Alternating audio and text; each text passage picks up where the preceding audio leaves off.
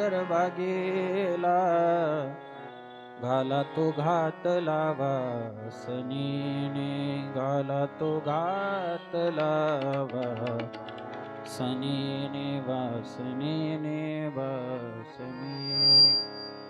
काय झालं जीवनामध्ये? काय झालं? काही नाही झालं. घाला तो घातला वासनीने. बोलू नका, बोलू. घाला तो घातला वासनेने. सगळ्या काही गोष्टीचा त्याग करून, मुख्यत्वे त्याग आपल्याकडून होत नाही, पण त्याग भरताने, जड भरताने केला. त्याग त्याच्याकडून घडला, पण त्याग घडल्यानंतरही मन आपलं आपल्याला कुठं नेऊन सोडू शकतं याचा ठाव माणसाला लागत नाही शक्यतो. त्याग केला कशासाठी? भगवान परमात्म्याच्या प्राप्तीसाठी. त्याग देवाच्या प्राप्तीसाठी केला, पण होऊन काय बसलं? हरण. हरणी गरबा गेला. हरणीच्या रूपामध्ये त्याला काय भेटलं? जन्म भेटला. भरता, जड भरताला. त्याग कशासाठी केला होता? देवासाठी. देवासाठी जरी त्याग केला तरीही प्रारब्धाची गती एवढी भयंकर आहे. आणि वासनेने माणसाला जन्माला येण्याचं कारण तीनच आहे, एक तर कर्म, एक वासना आणि दुसरं प्रारब्ध संचित. त्याच्याशिवाय माणसाचा जन्म नाही. एक तर कर्माने जन्म होतो, आपले कर्म वाईट असले आपला जन्म होतो. कर्माने नाही तर वासनेने. वासना एकदा अंतकाळ, त्याच्यामुळे संत आपल्याला काबर म्हणतात देवाचं नामस्मरण अगोदर करा, कारण की शेवटच्या वक्ताला, शेवटच्या टायमाला कुठेही आपली वासना जाऊ शकते. मग आपली वासना कुठं जाते? नातवामध्ये अडकते, नाही तर पंतूमध्ये अडकते, मुलामध्ये अडकते. जीव आपण म्हणतो ना, त्यांचा जीव कोणात अडकला? लेकरात अटकला, मुलात अटकला. तसं नसतं ते, त्याला कारणीभूत वासना असते. वासना, वासना. आणि ती वासना आपल्याला काय करते? परावर्तित करते तिकडं. म्हणून आजामेळ्याची कथा आलेली. संगतीचा परिणाम किती माणसावर, किती माणसाचं परिवर्तन करू शकतो. जड भरत राजा हरणीच्या गर्भात गेला. पुढे मग उद्धारही त्याचा झाला. हरणी रूपात जड भरत राजा, पूर्वीचं ज्ञान त्याला झालं की बाबा आपण कशासाठी घरदार सोडलं होतं, कशासाठी? भगवान एक पारधी ज्यावेळेस त्याचा वध करायला आला, त्या हरणी रूपी जड भरत राजाने त्या पारध्याला सांगितलं की बा मला मारू नको, कारण की मी पूर्वी कोण होतो सर्व कथा त्यांनी सांगितली. त्याच्यातून जड भरत राजाला झालेला विरह, वैराग्य, आणि त्यातून भगवान परमात्म्याची प्राप्ती कोणाला? जड भरत राजाला. म्हणून सहजासहजी तो प्राप्त होत नाही, त्याच्यासाठी सगळं काही सोडावं लागतं, त्याग करावा लागतो. वैराग्य निर्माण होणं फार गरजेचं आहे. आणि त्याला ही वैराग्याची निर्मिती झाली. गेला हरणीच्या जन्माला, पण हरणीचा जन्म होऊनही त्यातून बाहेर पडून देवाची काय केली? त्यांनी प्राप्ती केली. म्हणून परमार्थ करत असताना तुम्ही कोणत्याही दशेमध्ये करा, कोणत्याही परिस्थितीमध्ये परमार्थ करा, तो परमार्थ तुम्हाला नक्की पुढे काम येईल. जड भरत राजाने माणसाच्या देहामध्ये असताना परमार्थ केलेला, त्याचं ज्ञान त्याला कशात झालं? हरणीच्या शरीरामध्ये त्याला त्याचं ज्ञान झालं की पूर्वी मी कोण होतो. म्हणून परमार्थ करत असताना नेहमी असं म्हणायचं, उद्यावर नाही ढकलायचं, परमार्थ करत राहायचं. कारण की संसार तुम्ही कितीही केला तर तुमच्या काम येणार नाही, पण परमार्थ केलेला तुमच्या आता या जन्मात काम येईल, पण पुढच्याही जन्मात तुम्हाला तो काम येईल. म्हणून संसार आपणच करतो का? पिढ्यान पिढ्या गेल्या आपल्या. आजा मेला, पंजा मेला, बाप मसना गेला, देखत देखत नातू पंतू, सगळे एक सारखे. आपली तीच अवस्था होणार आहे. आजा मेला, पंजा मेला, बाप मसना गेला, आजा मेला, पंजा मेला, बाप मसना गेला, देखत देखत नातू पंतू, देखत देखत नातू पंतू, तोही तैसा झाला, देखत देखत नातू पंतू, तोही तैसा झाला. उठा उठा जागा पाठी, भय आली मोठी, पाठी भय आली मोठी पाठी भय आली मोठी उठा उठा गागा पाठी भय आली मोठी पंढरी वाचून तुझा ठाव नाही कोठे सगळे एक नाही दोन नाही तर आपल्या पूर्ण पिढ्या आपण खपवल्या कशामध्ये संसारामध्ये पण संसार कामा आला का आपल्या नाही कामा या उलट परमार्थामध्ये तुम्ही दिलेला वेळ तो परमार्थातला वेळ तुमचा या पिढीमध्ये काम येतो पण पुढच्याही पिढीमध्ये काम येतो म्हणून आपल्या कानावर काही अभंग पडतात तुम्ही माझ्याकडे लक्ष द्या करणारे बरोबर करतात माझ्याकडे लक्ष द्या ज्यांनी ती कामाची धुरा घेतली ती बरोबर पूर्ण करणारच ते पूर्ण केल्याशिवाय थांबत नाही आता म्हणून परमार्थ हा तुम्ही कोणत्याही दशेमध्ये करा कोणत्याही वेळेमध्ये करा परमार्थ तुमच्या पुढच्याही पिढी कामा येणार म्हणून आपल्या कानावर काही अभंग येतात सुंदर ते ध्यान रूपपात हे पाठ केले का तुम्ही घरी जाऊन पुस्तकं पाहिले याच्यासाठी नाही पाहिले कान काय म्हणतात काही काही लोक म्हणतात ना आमचं कानपाठ झालं कशामुळे झालं कानपाठ नाही झालं ते मागच्या जन्मामध्ये तुम्ही त्याच्यावर काय केलं तुम्ही ते पाठ करण्यासाठी मागचा जन्म घालवला तुम्ही सहज आलं नाही ते भगवान परमात्म्याचं नाव मुखाला येण्यासाठी पुण्य करावं लागतं तिळ तिळ पुण्य साचा पडे परी हे बहुता जन्मी जोडे मग नाम तुझे वाचेसी आतुडे समागम घडे संतांचा तिळ तिळ तिळ तिळ एवढं पुण्य साचा करावा लागतो किती बहुता जन्मी जोडे मागे बहुत जन्मी आम्ही हेच करीत आलो मागे बहुत जन्मी आम्ही हेच करत आलो तेव्हा आपलं कुठंतरी मनी थरमतंय असं नाही की आपण एकेच जन्मामध्ये लगेच त्याचं नाव घ्यायला लागलो असं नाही मागे भरपूर जन्मामध्ये आपण ते केलं म्हणून जड भरत राजालाही मागच्या जन्माचं स्फुरण झालं आणि स्फुरण झाल्यानंतर हरणीच्या शरीरामधला असलेला जड भरत राजा आपली पूर्वकथा त्या पारद्याला सांगितली त्याने त्याला सांगितलं की माझा उद्धार होणं फार गरजेचं आहे आणि मग ती कथा सांगून त्या जड भरत राजाने त्याच स्थितीमध्ये भगवान परमात्म्याची काय केली प्रार्थना केली आणि प्रार्थना केल्यानंतर भगवान परमात्मा याला प्रसन्न झाला श्री अनता मधुसूदना पद्मनाभा नारायणा जगद्व्यापका जनार्दना आनंद गणा विनाशा सकळ देवादी देवा कृपाळवाजी केशवा मानदा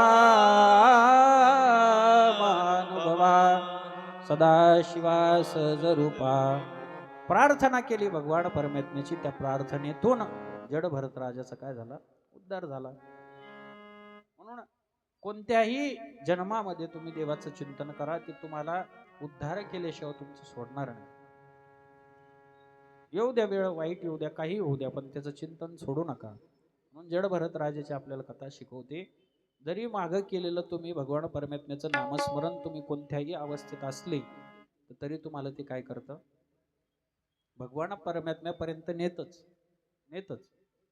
कोणत्याही अवस्थेमध्ये असा तुम्ही भगवान परमात्म्यापर्यंत नेण्याचं सामर्थ्य फक्त त्याच्या भक्तीमध्ये त्याच्या भक्तीमध्ये म्हणून जड भरत राजाची ही कथा संपन्न होते पुढे अजामिळाची कथा आहे अजामिळ कोण होता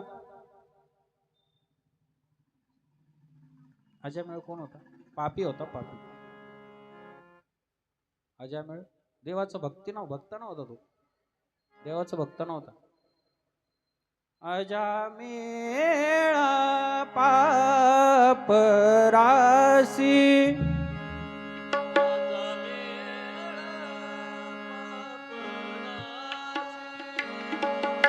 तो हिणेला स्वर्गासी घेता नाम विठोबाचे घेता नाम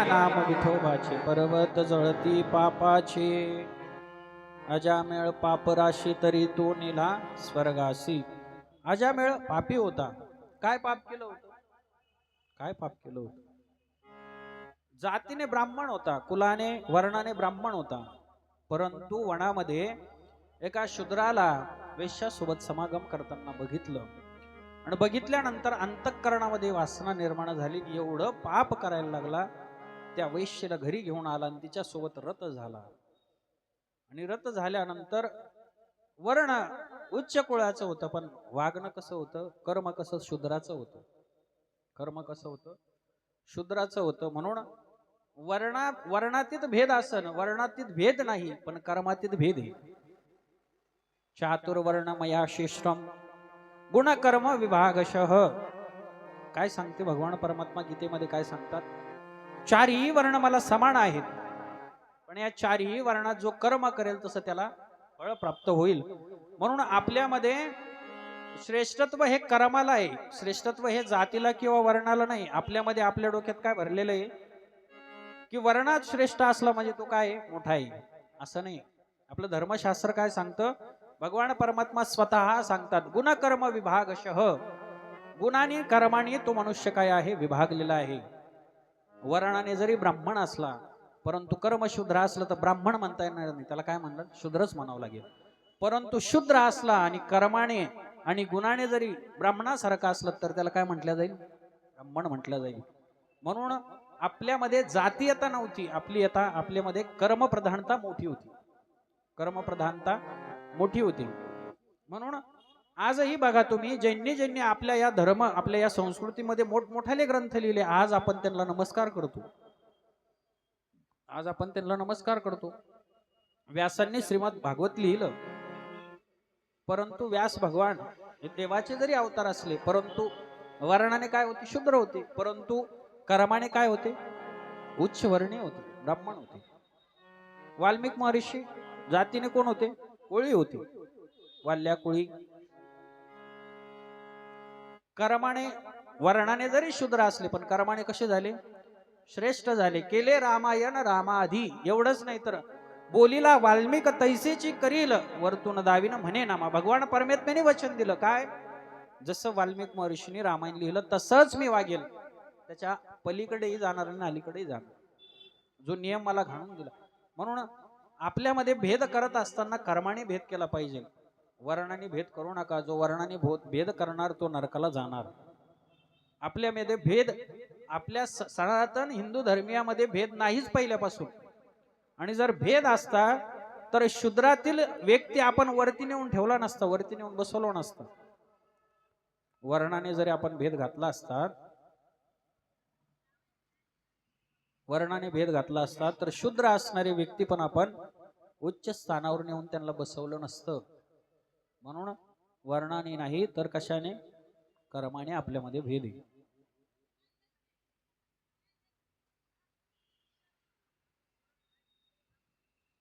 ते सगळं काम न बोलता पण होतं बस मला बोलवलं तुम्ही बोलायला सगळं काम न बोलता होतं केलं तर न बोलता केलं तर होतं बोलायचंच असल्यावर मग काय कर्म भिन्नता आहे आपल्यामध्ये म्हणून अजामेळ हा वर्णाने ब्राह्मण होता पण कर्माने शूद्र होता वैश्य सोबत रत झाला तिच्यासोबत समागम करून भरपूर दिवस त्यांनी घालवली आणि घालवल्यानंतर ज्यावेळेस जर्जर अवस्थेमध्ये पडला म्हणजेच असं नाही की तुम्ही जेवढं विषयासक्त तुम्ही होणार तेवढे तुमचे इंद्रिय काय होणार दुर्बल विषय ओढी भुलले जीव आता यांची करेल कोण किव उपजे नारायणी भाव पावनी ठाव नरदेह आपल्याला भोग हे फक्त कसं हे थोडं सुखाचं साधन वाटतात आनंदाचं साधन वाटतात ज्यावेळेस आपण भोग बघतो त्यावेळेस आपल्याला काय वाटतं आनंद येतो पण हेच भोग आपल्याला काय करतात दुर्बल बनवतात या भोग आपल्याला काय करतात दुर्बल बनवतात आणि मग तुम्हाला सदृढ आणि बलवान जरी व्हायचं असेल तर भोगाचा त्याग केला पाहिजे भोगाच्या विरहित जीवन जगलं पाहिजे भोगरहित तुम्ही जीवन जगसान तर तुम्ही दुर्बल होसान दुर्बल म्हणून भोग विरहित जीवन जगायचं असेल आणि धष्टपुष्ट बलवान व्हायचं असेल तर भोगाच्या विरहित राहायचं भोगाला धरून जगायचं नाही. भोग तात्पुरे असावे. आपल्या संस्कृतीमध्ये आपली संस्कृती सांगते पती पत्नीनेही फक्त गर्भधारणेसाठी संबंध बनावे, याच्या व्यतिरिक्त नाही. याच्या व्यतिरिक्त दोघांनी हे ब्रह्मचर्य पाळावं असं धर्मशास्त्र आपलं सांगतं. आपला देह फक्त संतती उत्पन्न करण्यापुरताच आपण फक्त काय करायला पाहिजे, संबंध ठेवले पाहिजे. त्याच्यानंतर आपण ब्रह्मचर्याचं पालन केलं पाहिजे, हे आपली धर्मसंस्कृती सांगते. परंतु आज खूप काही विपर्यास होत आहेत आणि त्याचे फळ आपण पाहतोय, आपल्याला भेटताही नाही. उन्हाळ्यामध्ये हिवाळा, हिवाळ्यामध्ये पावसाळा आणि पावसाळ्यामध्ये उन्हाळा. हे याचे कारण काय? हे कारण प्रकृती आपल्याला जी देते ना, ती कशामुळे देते? आपल्यामुळेच देते. म्हणून अमाप पाऊस होणं, ज्या ठिकाणी पाणी असलं त्या ठिकाणी जास्त पाऊस होणं, जिथं पाणी नाही तिथं पाऊसच गायब, पाऊसच नाही तिथं दुष्काळ पडतो. त्याचं कारण काय माहिती का? प्रकृती आपले चिन्ह केव्हा बदलते? प्रकृती आपल्या सगळं स्थैर्यता कधी बदलते? ज्यावेळेस पाप कर्म वाढतं त्यावेळेस. म्हणून जसं जसं पाप कर्म वाढणार तसं तसं तुमच्यावर निसर्गतः तुमच्यावर घाले येणारच. म्हणून पापात रत नसलं पाहिजे, पापाच्या विरहित माणसाने राहिलं पाहिजे. अजामेळ हा पापातीत झाला होता, म्हणून शरीर काय झालं? जर्जर झालं. कशामुळं? भोग भोगितल्यामुळं. भोग जेवढे जेवढे भोग भोगसाल तेवढं तुमचं शरीर काय होणार? पृष्ठ होणार, पृष्ठ. शरीर जर्जर झालं, पडला एका ठिकाणी, पडला आणि पडल्यानंतर शरीर काही काम करायना. मग तशा मरणा अवस्थेमध्ये संतांची भेटी झाली. कोणाची? संतांची भेटी. मग तशाही अवस्थेमध्ये पुत्र प्राप्ती झालेली होती, त्याला पुत्र होत आहे. मग संतांची प्राप्ती झाली. संतांना समजलं असं असं आहे याची अवस्था. आता आपली सगळ्यांना काळजी असते असं नाही, पण काळजी फक्त एकाला असते, आपली पण संतांना. संताशिवाय आपली काळजी दुसरं कोणी करू शकत नाही. म्हणून संगती कोणाची केली पाहिजे? संतांची केली पाहिजे. संतन के संग लाग रे तेरी अच्छी बनेगी, संतन के संग लाग रे तेरी अच्छी बनेगी, ओ संतन के संग लाग रे तेरी अच्छी बनेगी, संतन के संग लाग रे अच्छी बनेगी, अच्छी बनेगी तेरी बिगड़ी बनेगी, अच्छी बनेगी तेरी बिगड़ी बनेगी, अच्छी बनेगी तेरी। संतन के संग लाग रे तेरी अच्छी बनेगी, संतन के संग लाग रे तेरी अच्छी बनेगी, संतन के संग तू लाग रे तेरी अच्छी बनेगी, संग लाग रे तेरी अच्छी बनेगी। ध्रुव जी की बन गई, प्रहलाद जी की बन गई, ध्रुव जी की बन गई, प्रहलाद जी की बन गई। संतांच्या संगतीमध्ये राहिलेलं कोणाकोणाचं चांगलं बनवलं? ध्रुव जी की बन गई, प्रहलाद जी की बन गई, ध्रुव जी की बन गई, प्रहलाद जी की बन गई, ध्रुव जी की बन गई, प्रहलाद जी की बन गई, ध्रुव जी की बन गई, प्रहलाद जी की बन गई।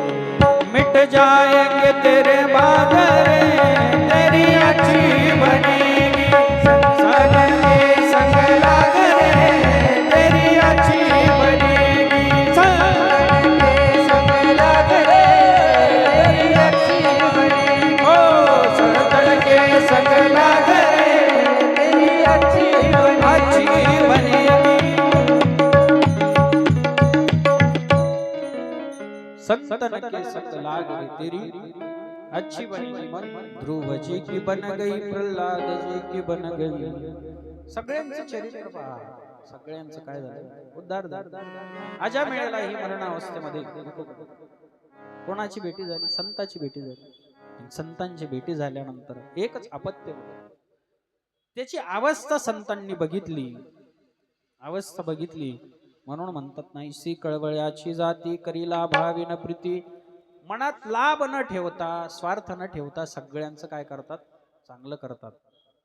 आईची उपमा संतांना काय करतात, जगद्गुरु तुकोबाराय देतात. लेकुराची हित वाही माऊलीचे चित ऐसी कळवळ्याची जाती. संत कसे आहेत, आई सारखे आहेत. त्याची ती अवस्था बघितल्यानंतर संतांच्या अंतःकरणामध्ये करुणा निर्माण झाली. सांगितले, अजामेळा अंतकाळ जवळ आहे आणि या अंतकाळामध्ये एवढं काही तू भोगलं आणि त्या भोगामुळे, त्या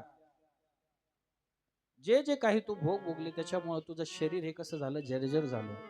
आणि आता फक्त एक तुझा जरी उद्धार करून घ्यायचा असेल तर काय कर, तुझ्या मुलाचं नाव काय ठेव, नारायण. नारायण ठेव. एवढाच उपदेश संतांनी केला आणि संत निघून गेले, महात्मा निघून गेले. आणि त्या अजामेळाने संतांनी आपल्या मुलाचं नाव नारायण ठेवायचं सांगितलं, म्हणून त्याचं नाव नारायण ठेवलं. आणि अजामेळ प्रत्येक गोष्ट ज्यावेळेस त्याला लागायची तर काय म्हणायचा, नारायण नारायण नारायण. जेव्हा त्याला त्याची आठवण यायची काय करायचा, हाक मारायचा, नारायण नारायण. आणि ज्यावेळेस अंतकाळ जवळ आला, अंतकाळ जवळ आला, स्वतःचा अपत्य जवळ नव्हतं आणि अंतकाळ जवळ आला, यमधर्म ज्यावेळेस त्याला घ्यायला आले, यमाचे दूत घ्यायला आले आणि यातना व्हायला लागल्या, मरणासन्न यातना व्हायला लागल्या, शरीर तुटायला लागलं, आत्मा खेचायला लागली. आणि मग एवढ्या यातनेतून पोराची आठवण झाली आणि अंतकरणाने टाव फोडला, नारायणा. अंतकरणातून टाव फोडला आणि प्राण गेले. प्राण जसे गेले पण शेवटी नाव काय आलं, नारायणा. मग जे यमधर्माचे दूत घ्यायला आलेले होते त्यांनी याचा प्रांत ओढला पण याला घेऊन जाऊ शकले नाही. तिथं वैकुंठातून भगवान विष्णूंचे दूत आले आणि मग त्यांच्यामध्ये वाद सुरू झाला की अजामेळ कोणाचा. मग या विष्णुदूतांनी यमदूतांना सांगितलं, अजामेळ हा तुमचा नाही, आमचा आहे. कारण की अंतकाळी ज्याच्या नाव आले मुखा, ज्याच्या मुखामध्ये शेवटी भगवान परमात्म्याचं नाव येतं ना, तर तो सदेह कुठं, तो वैकुंठ लोकाला काय होतो, प्राप्त होतो. या विष्णुदूतांनी यमदूतांची समजूत काढली, त्यांना वापस पाठवलं आणि अजामेळाला घेऊन कुठे गेले, भगवान परमात्म्यावर. आणि भगवान परमात्म्याने त्याची भेटी करून दिली. कशाचा परिणाम होतोय, फक्त नाव. कोणाचं, आपल्या मुलाचं नाव काय ठेवलं होतं, नारायण. म्हणून मुलांची नावं ठेवताना, मुलींची नावं ठेवताना देवधर्माची नावं ठेवा, किमान त्या कारणाने तरी आपल्या मुखामध्ये त्यांचं देवाचं नाव येईल. नाही तर आता वेगळ्याच प्रथा निघलेलं आहे, अर्ध वडिलाचं नाव घ्यायचं आणि अर्ध माईचं घ्यायचं, त्याच्यात पोराचं नाव जोडून द्यायचं. म्हणजे बाहेरचे जे करतील त्याला आपण काय म्हणायचं, श्रेष्ठत्व म्हणायचं. असं नाव नसतं. आपलं धर्म संस्कृती, आपले शास्त्र असं सांगतात, मुलाचा ज्यावेळेस जन्म होतो, नाव ठेवण्याची पण एक संस्कार येतो. नाव असं उठ बैस काही पण ठेवायचं नाही, पिंट्यान बाबड्यान सोन्यान पप्प्यान असं काही नाव नाही ठेवायचं. तो काय आहे, नामसंस्कार सोहळा आहे, नामकरण सोहळा आहे. धर्मशास्त्र सांगतात, शास्त्र सांगतात आपल्याला नाव कसं ठेवलं पाहिजे. ज्यावेळेस त्याचा जन्म होतो, जन्म वेळ वार, त्या दिवशी जे नक्षत्र होते, त्या दिवशी जी तिथी होती, त्याला अनुसरून, त्या काळाला, त्या वेळेला अनुसरून जो शब्द तिथं तयार होईल त्या शब्दाला धरून काय ठेवलं पाहिजे, नाव ठेवलं पाहिजे. म्हणून पूर्वी आपले सगळ्यांचे नाव कशावर होते, त्याला काय म्हणतात, रास नाव. रास नाव कशावर असते, जन्म वेळेवर असते, तिथीवर असते, त्यावेळी जी कालगणना असते त्याच्यावर असते.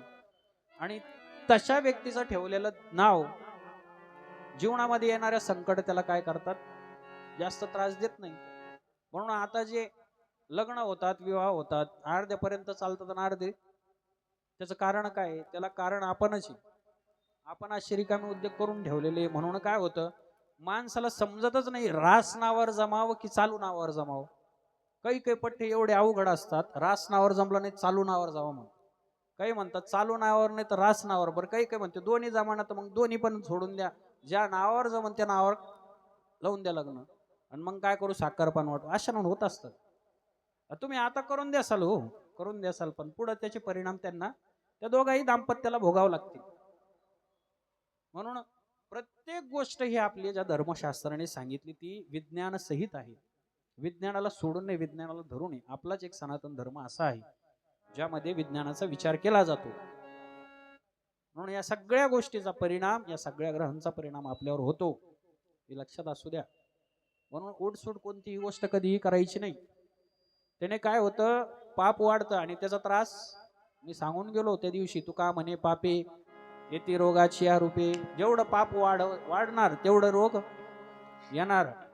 त्याच्यामुळं पापात सहभागी व्हायचं नाही, पाप वाढून द्यायचं नाही. बसल्या ठिकाणी मूत खडा होतो, बसल्या ठिकाणी मुळ्यात होतो, बसल्या ठिकाणी काही पण होतं. कशामुळे होतं? पापामुळे होतं.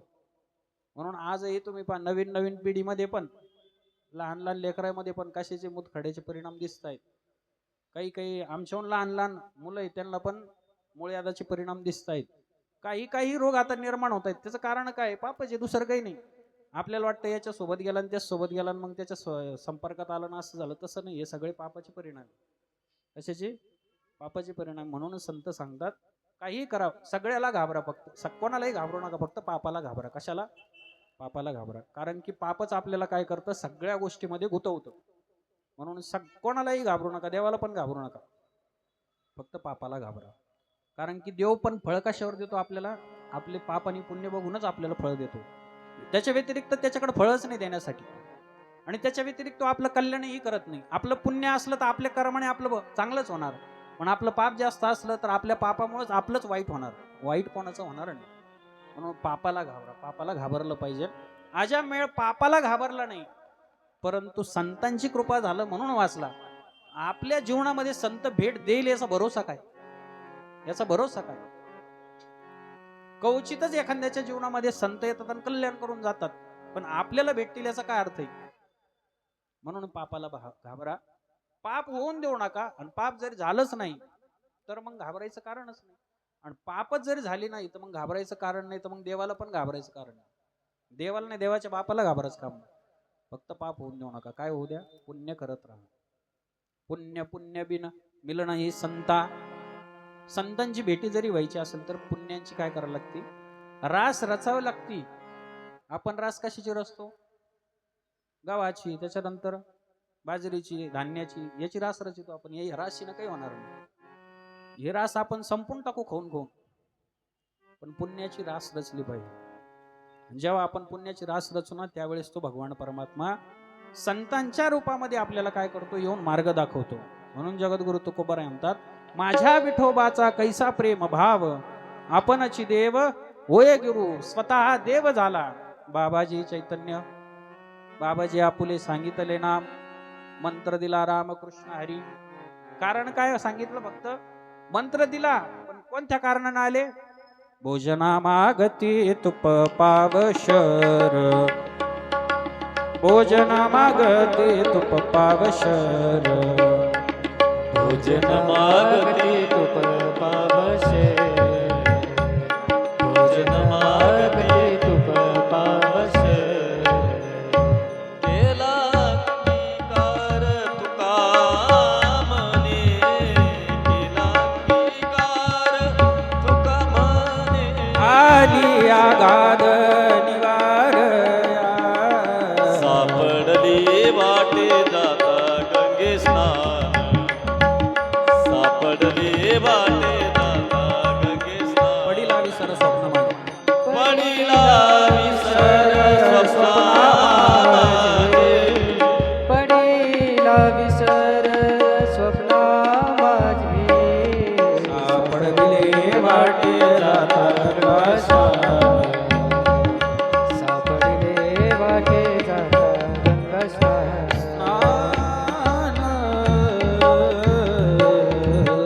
भोजना मागती तुप पावशर, पडिला विसर स्वप्ना माझी. फक्त तेवढं कारण दाखवलं आणि मला उपदेश करून दिले. हात ठेविला मस्तकी, प्रसाद देऊनी केले सुखी, सुखी करून गेले मला. म्हणून पुण्याचा उदय आपल्या जीवनामध्ये झाला पाहिजे. संतांची भेट झाली, अजामेळाचा उद्धार झाला. म्हणून मुलांची नावं ठेवत असताना देवाला ग्रहित असे नावं ठेवा. इतके नावं, इतके नावं. सहस्त्र नाव आहे त्याला. काय म्हणतात? विष्णू सहस्रनामामध्ये, विष्णू सहस्रनामात किती नाव आहे त्याला? एक नाही, दोन नाही, तर किती? 1000. 1000 नाव आहे. त्या 1000 नावामधून आपल्याला एक नाव भेटत नसेल तर मग किती आपलं पुण्य असेल? पुण्याने आपलं किती पाप आहे असं म्हणावं लागेल. हा नाही नाही समजत आहे, त्याला रोज वाचावं लागतं. त्याला रोज वाचलं ना त्याचे नाव पण आपल्याला समजतात. आपल्याला ते आपलं आपल्याला नकोच ना, आपल्याला बाहेरच पाहिजे. म्हणून आजा मेळाचा फक्त उद्धार कशामुळे झाला? आपल्या मुलाचं नाव संतांनी सांगितलं नारायण ठेव, म्हणून आजा मेळाचा उद्धार झाला. ही आजा मेळ्याची कथा. आणि या कथेतूनच आपल्यालाही एक संदेश भेटतो की कोणतंही कार्य करा परंतु देवाला धरून करा. कोणत्याही कार्यामध्ये देवाला सहभागी करा. कोणतंही कार्य करा पण देवाला सहभागी करा. माझं तर म्हणणं आहे, कोणाचं चांगलं करत असताना देवाला साक्षी ठेवा आणि कोणाचं वाईट करत असताना त्याला साक्षी ठेवा. चांगलं जरी करत असले तर म्हणा भगवान परमात्मा तुझ्या साक्षीने मी याचं चांगलं करतोय. आणि आपल्या हातातून कोणाचं वाईट होत असेल तर भगवान परमात्म्याला सांगायचं तुझ्या साक्षीने मी याचं वाईट करतोय. आणि असं कर्म ज्यावेळेस तुम्ही करसाल देवाला साक्षी ठेवून, तर प्रत्येक ठिकाणी भगवान परमात्मा तुम्हाला सहाय्य होईल. फक्त त्याला काय करा? साक्षी ठेवा. तू का म्हणे साक्ष हाती, तू का म्हणे साक्ष हाती, त्याला साक्षीला ठेवलं पाहिजे. तुकोबराय म्हणतात माझ्याकडे त्याची साक्षी, मला तो काय झालेला आहे? साक्षीला आलेला आहे. म्हणून भगवान परमात्म्याला साक्षी ठेवलं पाहिजे. तुझ्या साक्षीने मी हे सगळं करतो. आजा मेळाचा उद्धार झाला. पुढे शुक भगवान परमात्मा परीक्षिती राजांना वामन भगवान परमात्म्याच्या अवताराची कथा सांगतात. तर वामनांचा अवतार कसा झाला? भक्त प्रल्हादाचा ज्या नरसिंहाने उद्धार केला त्यांचेच नातू कोण होते? बलिराजा. बळीराजा. इडापिडा टळू दे बळीचं राज्य येऊ दे. बळीचं राज्य येऊ दे. तर हा बळी कसा होता? अतिशय बलवान होता. राक्षस कुळातला होता. भक्त प्रल्हाद हे राक्षस कुळातले होते.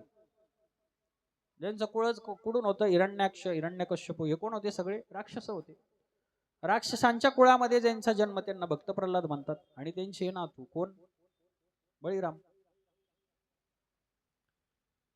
एवढं काही सगळ्या गोष्टी चांगल्या होत्या, परंतु फक्त यांनी काय केलं होतं? तिन्ही लोकांवर आपली सत्ता गाजवली होती. कोणी? बळीराजाने. तिन्ही लोक म्हणजे स्वर्ग, मृत्यू आणि पाताळ. स्वर्गातही सर्व इंद्रांना जिंकून इंद्राचं सिंहासन आपल्या ताब्यात घेऊन इंद्राची काय केली होती? बळीराजाने हकलपट्टी केली होती. आणि ते राज्य स्वतः चालत होते. आणि मग हे ज्यावेळेस असं होतं, ज्यावेळेस इंद्राचं एकच काम आहे फक्त काय? हे सृष्टीला काय करणं? चालवणं. हे सृष्टीचे जे दिनक्रम आहे, वेळेवर पाऊस पडणं, वेळेवर हिवाळा उन्हाळा, थोडा जरी बदल झाला त्याचा परिणाम आपल्यावर होतो. मग हे चक्र कोणाच्या हातात? सगळं इंद्राच्या हातात. आणि तो इंद्र अधिपती बाकीच्या सगळ्या देवतांचा, वरुण देव, वायुदेव, अग्निदेव या सगळ्यांचा काय? अधिपती. त्याचा अधिपती असल्यामुळं आणि त्याचे वडील कोणी? इंद्राचे भगवान विष्णू ब्रह्मदेव. आणि मग आपण आजही पाहतो वेळेवरच पाऊस पडणार. बरं हे ज्याच्या हातामध्ये त्यांनी सगळ्यांना सांगून ठेवलेलं आहे, जोपर्यंत माझी इच्छा होत नाही तोपर्यंत एकाने आपली जागा सोडायची नाही. पर्वती बैसागाना ओलांडावी, समुद्री पर्वती बैसकाना संडावी. आणि पृथ्वीला सांगितलेले पर्वतांनी आपली जागा सोडायची नाही. समुद्री रेखा न ओलांडावी, समुद्राने रेखा नाही ओलांडायची. ही कोणाची आज्ञा? भगवान परमात्म्याची नाही. कोणाकडे दिलेला कार्यभार? इंद्राकडे. मग इंद्राला ज्यावेळेस यांनी जिंकलं बलिराजानी, मग इंद्राचं सिंहासन गेलं. सिंहासन गेल्यावर हे सगळं कार्य कसं करायचं? मग सगळे देवता त्या विष्णू भगवान परमात्म्याला शरण गेले. काही करून तुम्ही बळीचा काय करा? उद्धार करा काय किंवा त्याला धडा शिकवा. मग त्याच्यासाठी बळीकडे जो याचक जाणार त्याला तो काय करणार? भरभरून देणार. असं त्याच्याकडे असं काही माप नव्हतं की चांगला आला म्हणून लई दिलं आणि वाईट आला म्हणून असं काही माप नव्हतं. त्याच्या आल्या त्या याचकाला प्रत्येकाला तो काही ना काही द्यायचा. असं रिकामं कोणाला पाठवत नव्हता. मग भगवान परमात्मा सगळ्या देवतांना आश्वासन दिलं की मी बळीचा काय करतो? मी त्याला बराबर त्याची जागा त्याला दाखवतो, मी त्याचा उद्धार करतो. आश्वासन दिलं भगवान परमात्मा. 5 वर्षाचं बटुकाचं रूप धारण केलं आणि प्रगट झाले. आणि प्रगट झाल्यानंतर ज्या ठिकाणी यज्ञ चालू होता बळीचा, त्या यज्ञामध्ये भगवान परमात्मा आली. आता हे याचक होते कोण? भगवान परमात्मा. कशाच्या रूपामध्ये? बटुकाच्या 5 वर्षाच्या ब्राह्मणाच्या रूपामध्ये भगवान परमात्मा तिथं आली. आणि आल्यानंतर राजा बळीचा काय झालं होता? यज्ञ चालू होता, यज्ञ. आणि त्या यज्ञामध्ये प्रवेश केला आणि प्रवेश केल्यानंतर सर्वांनी ज्यावेळेस बघितलं तर त्या 5 वर्षाचं बालक ते बटुकाच्या स्वरूपामध्ये. आणि मग राजा बळीची ज्यावेळेस नजर पडली भगवान परमात्म्यावर, नजर पडल्यानंतर आता एक महात्मन आपल्या दारात आला. आता पूर्वीचे राजे हे त्यांना राजे का बरं म्हटलं जात होतं माहितीये का? तर आलेल्या प्रत्येक संतांचा ते काय करायचे? आदरातिथ्य करायचे. आणि तुम्हाला जरी राजसत्ता चालवायची असेल तर संताशिवाय धर्मसत्तेशिवाय चालू शकत नाही. म्हणून आज जे धर्म राज्यकर्ते आहेत ते धर्माला जाणू नये आणि संतांच्या ठिकाणी नतमस्तक होणार आहे. म्हणून आज आज 15 वर्ष झाली फिक्स आहे, 29 पर्यंत फिक्स आहे. नंतर कोणी काय पाहिलं? कशामुळं? ज्यांची 60 वर्ष ज्यांची सत्ता हल्ली नाही, 60 वर्ष जी कायम सत्तेत होती, परंतु त्यांची सत्ता उलट होणार आहे. एवढ्या सगळ्यांचा विरोध करून सत्तेमध्ये येणं म्हणजे सोपी गोष्ट आहे का? कशामुळे आली? संतांचा आदरातिथ्य करणं, भगवान परमात्म्याचं नाम जप करणं, भगवान परमात्म्याची सेवा करणं, याच्यातून हे सगळं प्राप्त त्यांना झालं. म्हणून आजचे राज्यकर्ते संतांच्या ठाई काय होता? नतमस्तक होतात. म्हणून जिथं तुम्ही संतांच्या ठिकाणी नतमस्तक होणार, तुमचं राज्य काय होणार? वाढीस जाणार. म्हणून बळीराजा हा संतांना जाणणार होता, नतमस्तक होणार होता. बघितलं. आणि त्या काळी ब्राह्मणांना काय होतं? जास्त महत्व होतं. आजही आहे. म्हणून आपले कान भरपूर लोक भरवतील, असे येते तसे, पण आपण कधी म्हणायचं नाही. कारण की आपण त्यांना नाव ठेवणार, आपण पापामध्ये जाणार. त्याच्यामुळं संत सांगतात, तिन्ही लोकी भ्रष्ट परंतरी तो श्रेष्ठ. जगात कुठेही त्यांनी काही जरी केलं, त्यांच्या कर्माने ते भोगणार, पण आपल्यासाठी ते कोणी? श्रेष्ठ आहे. म्हणून ब्रह्मन देवता ही कोण आहे? भूदेवता आहेत, पृथ्वीवरची देवता आहेत. भगवान परमात्मा हे ब्राह्मणांना काय करतो? नमस्कार करतो. त्याच्यामुळे आपणही आपल्या मनामध्ये त्यांच्याविषयी किंचितही दोष आपल्या मनामध्ये येऊन द्यायचा नाही, नमस्कार करायचा. बळीराजा आला आणि आल्यानंतर नमस्कार केला भगवान परमात्म्याच्या त्या बटू रूपाला, नमस्कार केला आणि प्रयोजन विचारलं. ब्राह्मणजी, आपलं येण्याचं प्रयोजन काय आहे? काही नाही राजा. अरे माझ्यासारख्या या पामरास काय तुझ्याकडे प्रयोजन असणार? तू देणारा, सगळ्या विश्वाला तो दुनिया देणारा आहे, सगळ्या विश्वाचा तू काय राजा आहे. तिन्ही लोकातली सत्ता तुझ्या हातात आहे. तुझ्याकडे काय मागणार? आणि जरी मागितलं तर तू कमी थोडी देणार आहे, मला देणारच. तर राजा बळी हसायला लागला आणि विचारलं, महात्मन आपण एवढ्या दुरून आलात, पायी चालत आलात, काहीतरी आपली इच्छा अपेक्षा असेल तसं आपण तर येणार नाही. सांगा, आज्ञा फक्त करा. भगवान म्हणतात, तू आज्ञा कर म्हणतोय, पण मी जे मागशील तू देशील का? बळीराजा म्हटला, त्यात याच अजिबात शंका नाही, याच कितीतरी त्याच्यात शंका नाही, मी पूर्ण देणारच. भगवान हसायला लागले. आणि हसायला लागले ज्यावेळेस भगवान परमात्म्याचं हास्य रूप बळीराजाचे जे गुरु होते कोण? शुक्राचार्य. त्यांनी ज्यावेळेस बघितलं, शुक्राचार्यांना समजलं. तर शुक्राचार्य कोण होते? दैत्याचे गुरु होते. दैत्याचे जे राक्षस होते ना, राक्षसांचे गुरु, त्यांना काय म्हणतात? शुक्राचार्य. त्यांना समजलं हे कोण आहे? हा विष्णू आहे. हा दुसरा तिसरा कोणी नसून हा बटुक स्वरूपात आलेला विष्णू आहे. आणि हा इथं आला, निश्चितच आता बळीराजाचं काय होणार? पतन होणार. ज्या ठिकाणी भगवान परमात्मा येतो तिथं दुष्टांचा काय होतो? विनाश होतो. आणि ज्यावेळेस शुक्राचार्याला हे समजलं, तर शुक्राचार्य समजूत घालतात कोणाची? बळीराजाची. बाबा, हा विष्णू आहे, बाजूला घेऊन याला दान नक देऊ, याला वचन नक देऊ, हे तुझं पूर्ण राज्य काय करण? नष्ट करण, संपवून टाकेन. माझं ऐक. आता शुक्राचार्यांना राजा बळीला चांगलं सांगितलं होतं, वाईट सांगितलं होतं का? त्यांना माहित होतं पुढं काय होणार आहे. पण बळीराजा म्हणे एक याचक, आणि त्यामध्ये पण श्रेष्ठत्व म्हणजे ब्राह्मण आणि भूदेवता असल्यामुळं मी त्यांना देणारच. माझं सर्वस्व जरी गेलं तरी मी त्यांना माझ्या द्वारातून वापिस पाठवणार नाही, निरारी पाठवणार नाही. मग राजा बळी ऐकायला तयार नव्हते. वचन दिलं भगवान परमात्म्याला, मागा. आणि मागितल्यानंतर भगवान परमात्मा म्हटले, असं नाही राजा, मग संकल्प सोड. मग भगवान परमात्म्याने सांगितलं संकल्प सोड. राजाने कमंडलू घेतलं आणि पाणी हातावर घेणार तर त्या झारीमध्ये कोण जाऊन बसले? शुक्राचार्य जाऊन बसले. कशाच्या रूपामध्ये? बेडकाच्या रूपामध्ये. आणि जाऊन बसले.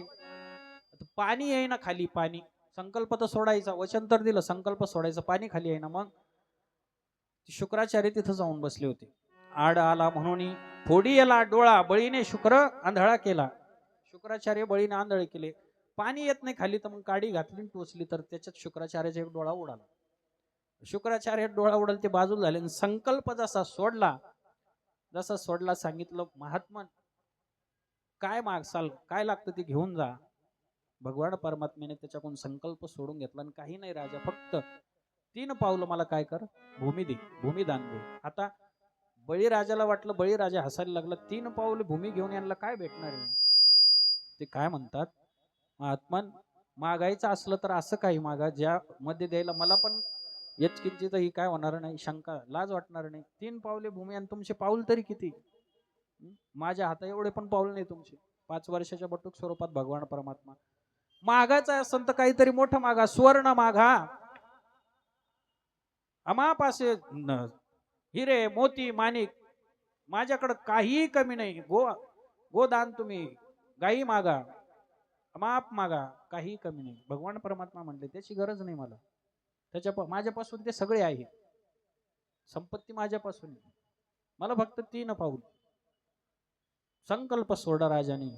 आणि सोडल्यानंतर हो म्हटला. आणि हो जसं म्हटला तसं भगवान परमात्म्याने आपलं स्वरूप हे विराट केलं. विराट, आणि विराट जसं स्वरूप भगवान परमात्म्याने केलं. आणि ज्यावेळेस बळीराजाने भगवान परमात्म्याला बघितलं तर भगवान परमात्म्याचं स्वरूप कसं विराट. आणि विराट स्वरूप ज्यावेळेस भगवान परमात्म्यानं धारण केलं तर 3 पाऊल भगवान परमात्मा ज्यावेळेस टाकतात तर पहिल्याच पाऊलामध्ये ज्या स्वर्गाला राजा बळीने जिंकलं होतं तो स्वर्ग पहिल्याच पाऊलामध्ये भगवान परमात्मा काय करतात, पादक्रंत करतात. पहिल्याच पाऊलामध्ये राजा बळीच्या स्वर्गाची सत्ता काय करतात, भगवान परमात्मा हिरावून घेतात. दुसऱ्या पाऊलामध्ये समस्त जी पृथ्वीवर सत्ता होती राजाची ती पूर्ण सत्ता भगवान परमात्मा एका पावलामध्ये, दुसऱ्या पावलामध्ये काय करतात, एका पावलामध्ये स्वर्गलोक, दुसऱ्या पावलामध्ये मृत्यूलोक. आणि मग ह्याच्या वेळेस दोन्ही संपूर्ण झाले, तिसरा पाऊल कुठं ठेवायचा, जागाच. मग भगवान परमात्मा म्हणले, बळी तू दिलेलं वचन आता खोटं ठरणार, तू दिलेलं वचन, तू सोडलेला संकल्प आता खोटा ठरणार. आता 3रं पाऊल मला दे, कुठं ठेवू? त्यावेळेस राजा बळीला समजला हा तिसरा कोणी नसून स्वतः हा भगवान परमात्मा आहेत. तोच भगवान परमात्मा ज्याने माझ्या आजोबाचं रक्षण केलं, त्यांच्यासाठी अवतार धारण करून आला आणि आज तो माझ्यासाठी आलेला आहे. मग याच्या आपण शरण गेलं तर आपला काय होणार, उद्धार होणार. म्हणून राजा शरण आला भगवान परमात्म्याला, सांगितलं 3रं पाऊल माझ्या मस्तकावर ठेवा.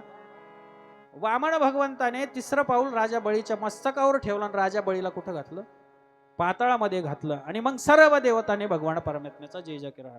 वामन भगवान की असा वामन भगवान परमात्म्याचा अवतार संपन्न झाला. आणि ज्यावेळेस वामन आणि भगवान परमात्म्याने ज्यावेळेस राजाला पाताळात घातलं, पाताळात घातल्यानंतर भगवान परमात्मा त्याच्यावर प्रसन्न झाले. कोणावर? बळीवर. का बरं?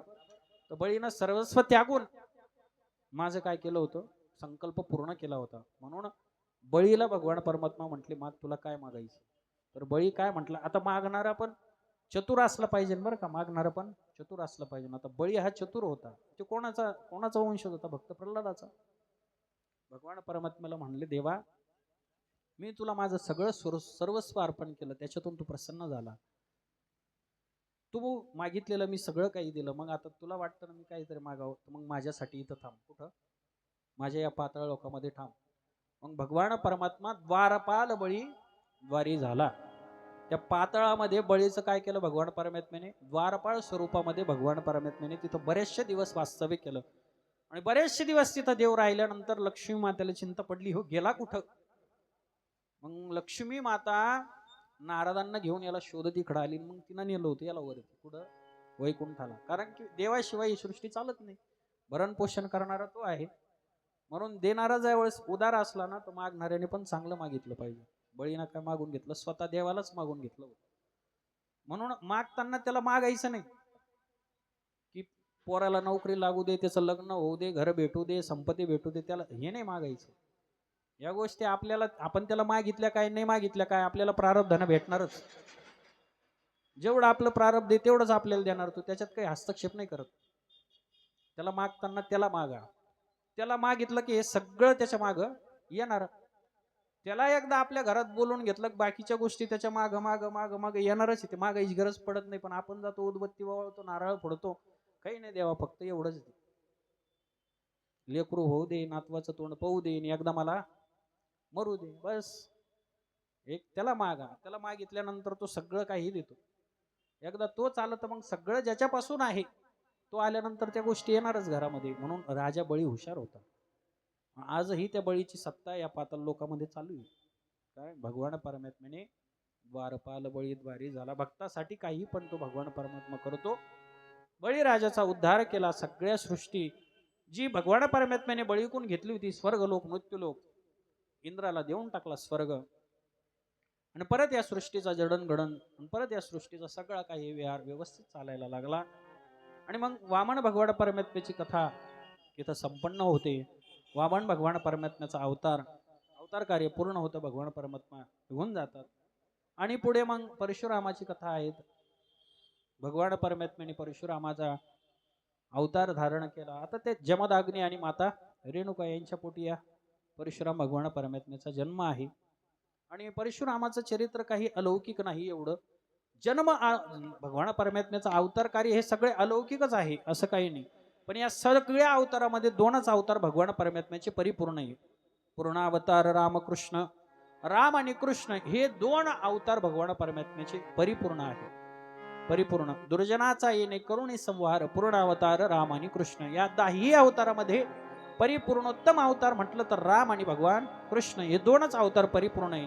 म्हणून या दोन्ही अवताराचं जे प्रयोजन आहे ते तर सफलच आहे. पण आपल्या जीवनामध्ये उतरवायचे असेल, आपल्या जीवनामध्ये आदर्श घ्यायचा असेल तर प्रभू रामचंद्र आपल्या जीवनामध्ये समोरच्याला कसं ट्रीट केलं पाहिजे, समोरच्या सोबत कशी वागणूक दिली पाहिजे, चांगल्याला चांगलं आणि वाईटाला वाईट, त्याच्यासाठी भगवान श्रीकृष्ण हे दोन अवतार आपल्या धर्मशास्त्राने आपल्याला काय सांगितलेले, अतिशय महत्वपूर्ण सांगितलेले.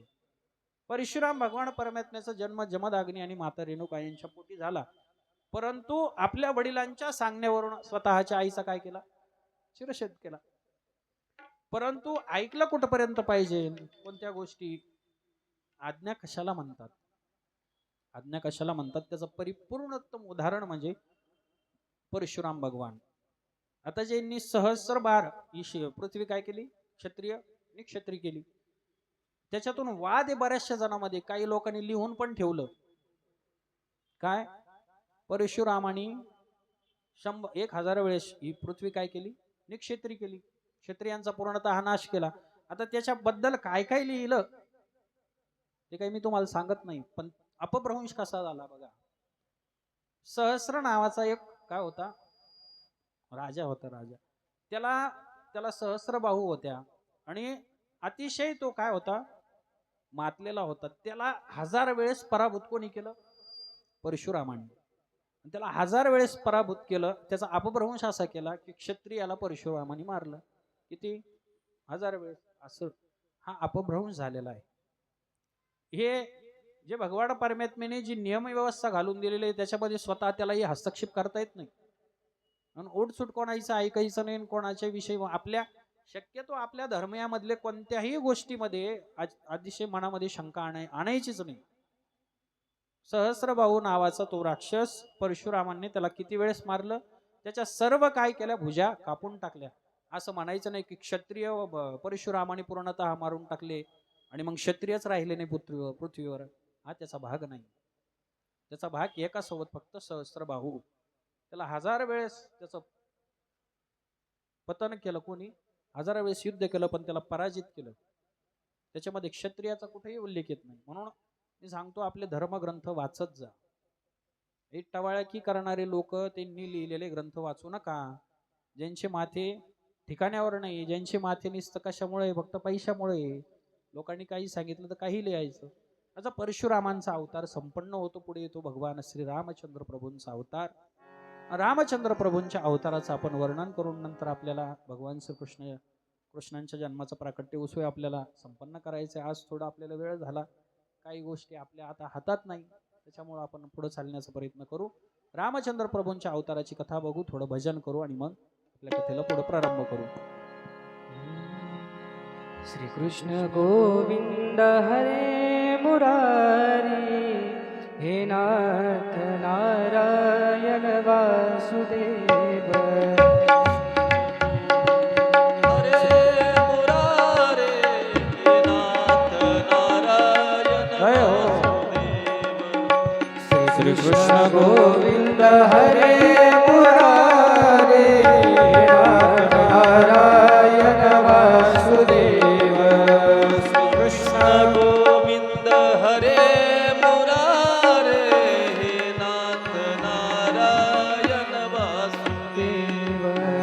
हे नाथ नारायण वासुदेव, हे नाथ नारायण वासुदेव. हे नाथ नारायण वासुदेव. हे नाथ नारायण वासुदेव.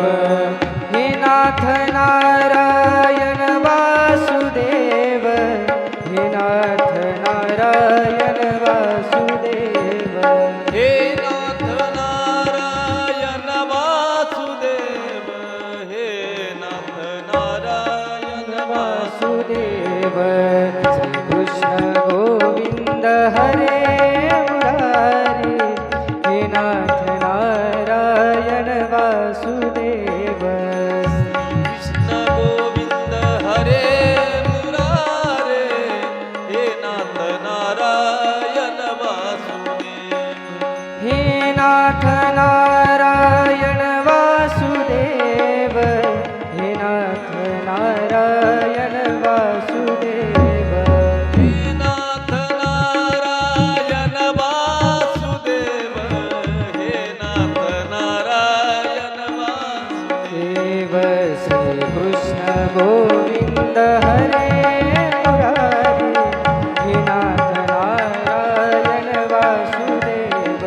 श्री कृष्ण गोविंद हरे मुरारे हे नाथ नारायण वासुदेव. श्री कृष्ण गोविंद हरे मुरारी, हे नाथ नारायण वासुदेव. कृष्ण गोविंद हरे मुरारे हे नाथ नारायण वासुदेव. हे नाथ नारायण वासुदेव, हे नाथ नारायण वासुदेव. हे नाथ नारायण वासुदेव. हे नाथ नारायण वासुदेव. हे नाथ नारायण वासुदेव, हे नाथ नारायण वासुदेव. हे नाथ नारायण वासुदेव. हे नाथ नारायण वासुदेव. श्री कृष्ण गोविंद हरे मुरारी, हे नाथ नारायण वासुदेव. श्री कृष्ण गोविंद हरे मुरारे हे नाथ नारायण वासुदेव. वासुदेव. श्री कृष्ण गोविंद हरे मुरारी, हे नाथ नारायण वासुदेव. हे नाथ नारायण वासुदेव, हे नाथ नारायण वासुदेव. गोपाल कृष्ण भगवान की रामचंद्र प्रभूच्या कथेचं वर्णन येतं, जन्माचं वर्णन येतं. रामचंद्र प्रभू इक्ष्वाकूंचा वंश, त्याच्यामध्ये रामचंद्रांचा अवतार. भगवान परमात्मा कोण होते? सूर्यवंशी होते. कोण होते? आणि रघुकुळामध्ये भगवान परमात्म्याचा जन्म होता. रघुकुल रीत सदा चलिया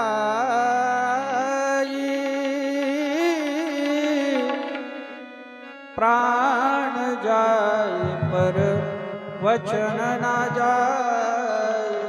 राम सिया राम जय जय राम. राम सिया राम जय जय राम. ज्यांचं जीवन अतिशय पवित्र असतं अशाच व्यक्तीचं काय होतं, नाव निघत असतं. अशाच व्यक्तीचं नाव निघत असतं. तर रघु एक भगवान परमात्म्याच्या सूर्यवंशातले भगवान परमात्म्याचे सगळ्यात अगोदरचे कोण, पूर्वज. रघुंचं नाव का बरं निघतं, तर रघु राजा असा पुण्यवान राजा होता ज्याच्या अंतःकरणामध्ये भेद नव्हता.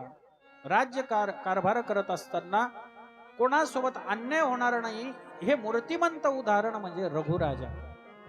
ज्यांच्या मनामध्ये सतत परस्त्रीबद्दल आदर होता आणि कोणावरही राज्यातल्या मुंगीवरही कोणी अन्याय करणार नाही याची सगळी खबरदारी कोणी घेतलेली होती, राजा रघुनी. म्हणून त्यांच्या पावन आणि पवित्र कुळामध्ये कोणाचा जन्म झालेला आहे, रामचंद्र प्रभूंचा. रघुरायांची कथा आहे. त्यानंतर भगीरथ राजाची, ज्यांच्यामुळे गंगा आपल्यापर्यंत आली. भगीरथ राजांनी जे स्वतःचे किती 100 पुत्र जे शापाने मेलेले होते त्यांच्यासाठी काय केली, गंगा आणली त्यांच्यासाठी उद्धारासाठी. पण त्याच गंगेचा फायदा कोणाला झाला, आपल्यालाही झाला. आजही आपण तिथं जाऊन आपले काय करतो, पाप धुवून येतो. आजही वाचे म्हणता गंगा गंगा सकळ दोष जाती भंगा, एवढं गंगेमध्ये सामर्थ्य आहे. आणि आजही त्या गंगेची धारा काय आहे, अतिशय प्रवाही आहे, तेजाने प्रवाह करते.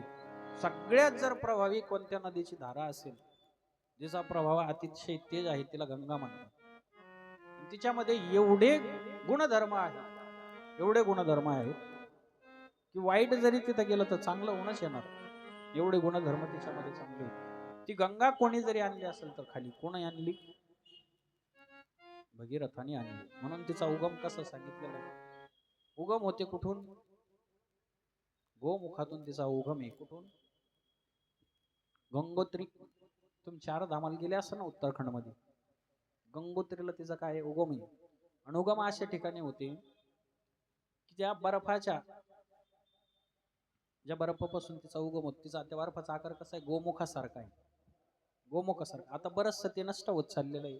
जसं जसं तापमान वाढणार तसं तसं नष्ट होणार. पूर्वी त्याचा आकार गोमुखासारखा, त्याच्यातून तिचा उगम आहे.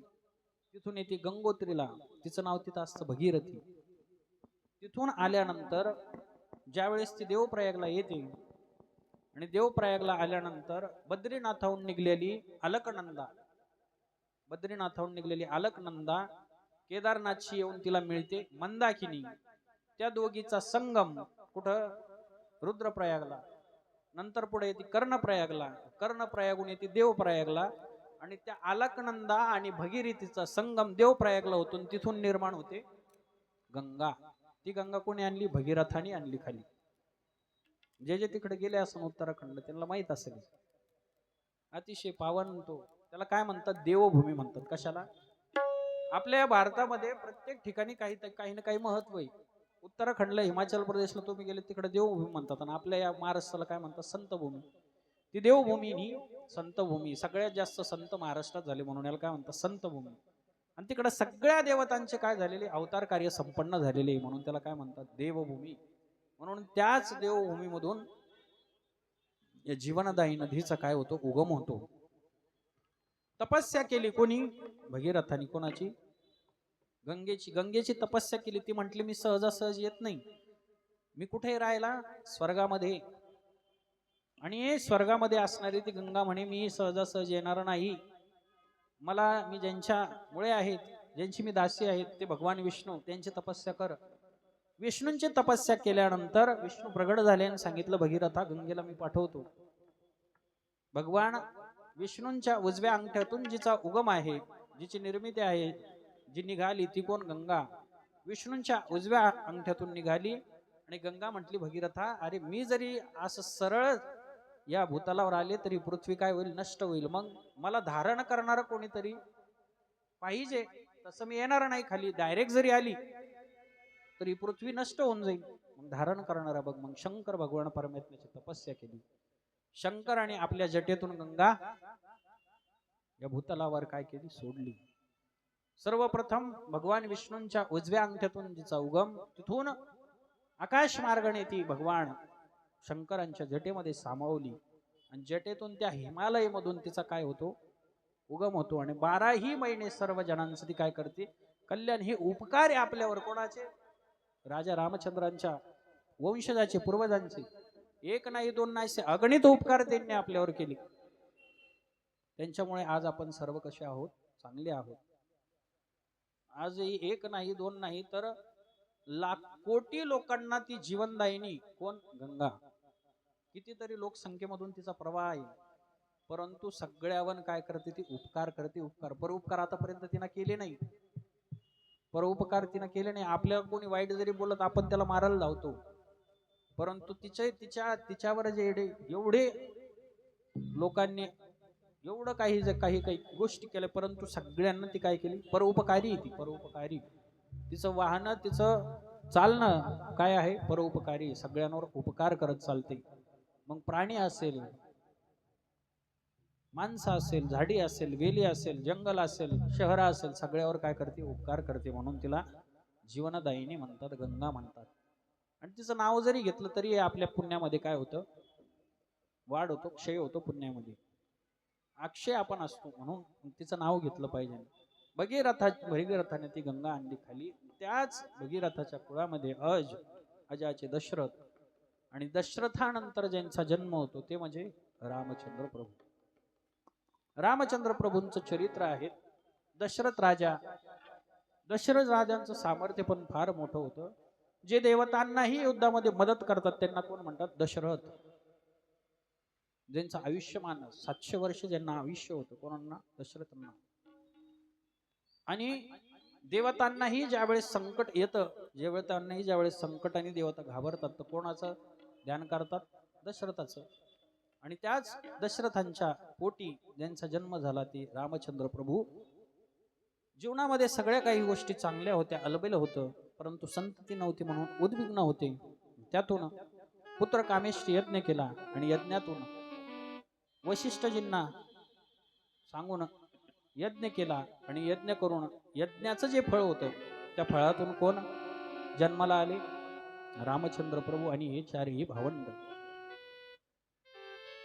सगळं काही होतं परंतु पुत्रप्राप्ती होत नव्हती म्हणून दशरथ थोडे खिन्न होते. आता ज्या माणसाकडे संपत्ती जास्त असली जो सगळ्या या त्रिभुवनाचा राजा असला आणि त्याच्याच पोटी संतती नसल्यावर मग त्याला काय वाटतं आपलं जगून काय अर्थ. आजही वाटतं ना आपल्याला. ज्याच्याकडे संपत्ती असली ज्याच्याकडे सगळ्या गोष्टी असली त्याला संततीच नसली तर त्याचंही मन काय होतं सगळ्या गोष्टी असून त्याचं मन काय होतं लागत नाही त्या गोष्टीमध्ये. मग विराह करायचे जंगलामध्ये जायचे भटकंती करायचे. मग श्रावण बाळाचा वध झाला. वधातून शाप भेटला जा तुला पुत्र तर होतील पण पुत्र वियोगाने तू मरशील. दुःख होतं पण सुखही होतं बाबा आपल्याला पुत्र नाही होणार. मग तपस्या केली त्यातून सांगितलं यज्ञ कर. पुत्र कामेष्ठी यज्ञ केला वशिष्ठांना सांगून. वशिष्ठजींनी तो यज्ञ पूर्णतः केला आणि त्याच्यातून जे मिळालेलं फळ होतं ते तिन्ही आरोग्य तिन्ही राण्यांना सारखं स्वरूपामध्ये कोणी वाटलं राजा दशरथाने. आणि त्यातून दशरथाने ज्यावेळेस वाटलं आणि वाटल्यानंतर ती गिर आणि ते घेणार कैकेयीने काय केलं होतं ते खिडकीमध्ये ठेवलं पिंड. एक पिंड त्या पुत्र कामेष्ठी यज्ञमधून निर्माण झालं. त्याचे 3 भाग समान भाग करून राजा दशरथाने तिघीला दिले. कोण कोण होत्या कौसल्या माता कैकेयी आणि सुमित्रा बरोबर ना. तिघीलाही समान दिली परंतु कैकेयीने खिडकीत ठेवलं. मग ते पिंड कोणी झडपलं पिंड घारीने झडपिली. घार घेऊन गेली त्याच्यामध्ये. आता हे 4 भावंड उत्पन्न झाले. रामचंद्र प्रभू हनुमंतरायांना वेगळं मानत नव्हते. तुम्हा मामा प्रिय भरत ही समभाई. हनुमंता तू मला भरताशिवाय वेगळं नाही तू मला भावासारखा आहे. कारण हनुमंतरायामध्ये एवढी ताकद काबर होती माहिती का. एका पिंडाचे हनुमंतराय होते. एक पिंडाचे प्रभू एक पिंडाचे हनुमंत आणि 2 पिंडाचे हे दोघं होते कोणी भरत आणि शत्रुघ्न. एवढी ताकद त्यांच्यामध्ये काबर होती तर स्पेशल पिंडाने निर्माण झाली होती. कोणाकडे हनुमंतराय स्पेशालिटी होती त्यांच्यामध्ये. त्याच्यामुळे ताकद हनुमंतरायची ताकद. बुद्धिमतां वरिष्ठम बुद्धीनं वरिष्ठ होते पण ताकदीनेही हनुमंतराय काय होते जास्त होते. मग या चौघांचाही जन्म. आता प्रभूंच्या रामचंद्र प्रभूंच्या बाललीलेचं जास्त काही वर्णन येत नाही. जेवढं वर्णन कृष्ण परमात्म्याचं आहे तेवढं रामचंद्र प्रभूचं नाही. बाललीलेचं वर्णन करत असताना नाथ महाराज रामायणामध्ये सांगतात की रामायणामध्ये पण नाथ महाराजांनी बालक्रीडेवर भगवान रामचंद्र प्रभूच्या जास्त वव्या खर्च केल्या नाही. या उलट नाथ भागवतात जरी बघितलं तर नाथ महाराजांनी 1 नाही 2 नाही 7 ते 8 अध्यायनीच भगवान परमात्म्याच्या घोड्यामध्ये वर्णन केले. परंतु इकडं नाथ रामायणामध्ये जर विचार केला तर एक अध्याय पूर्ण भगवान परमात्म्याने रामचंद्राच्या बालक्रीडेमध्ये वर्णन केलं नाही नाथांनी. म्हणून जास्त वर्णन यांचं येत नाही कशाचं बालक्रीडेचं. पण यांचं पुढचं जरी आयुष्य बघितलं रामचंद्र प्रभूचं आदर्शवत आयुष्य, एक वचनी एक बाणी आणि एक जे वचन दिलं ते पूर्ण करणार आणि समोरच्याला एका बाणामध्ये धारतीर्थी पाडणार, एक पत्नी व्रत धारण करणारी रामचंद्र प्रभू. म्हणून जीवन जगत असताना आदर्श जर कोणाला ठेवायचा असेल तर रामचंद्र प्रभूंना ठेवा. आदर्श रामचंद्र प्रभू, कारण की त्यांच्यासारखं आदर्शवत जीवन कोणाचं नाही.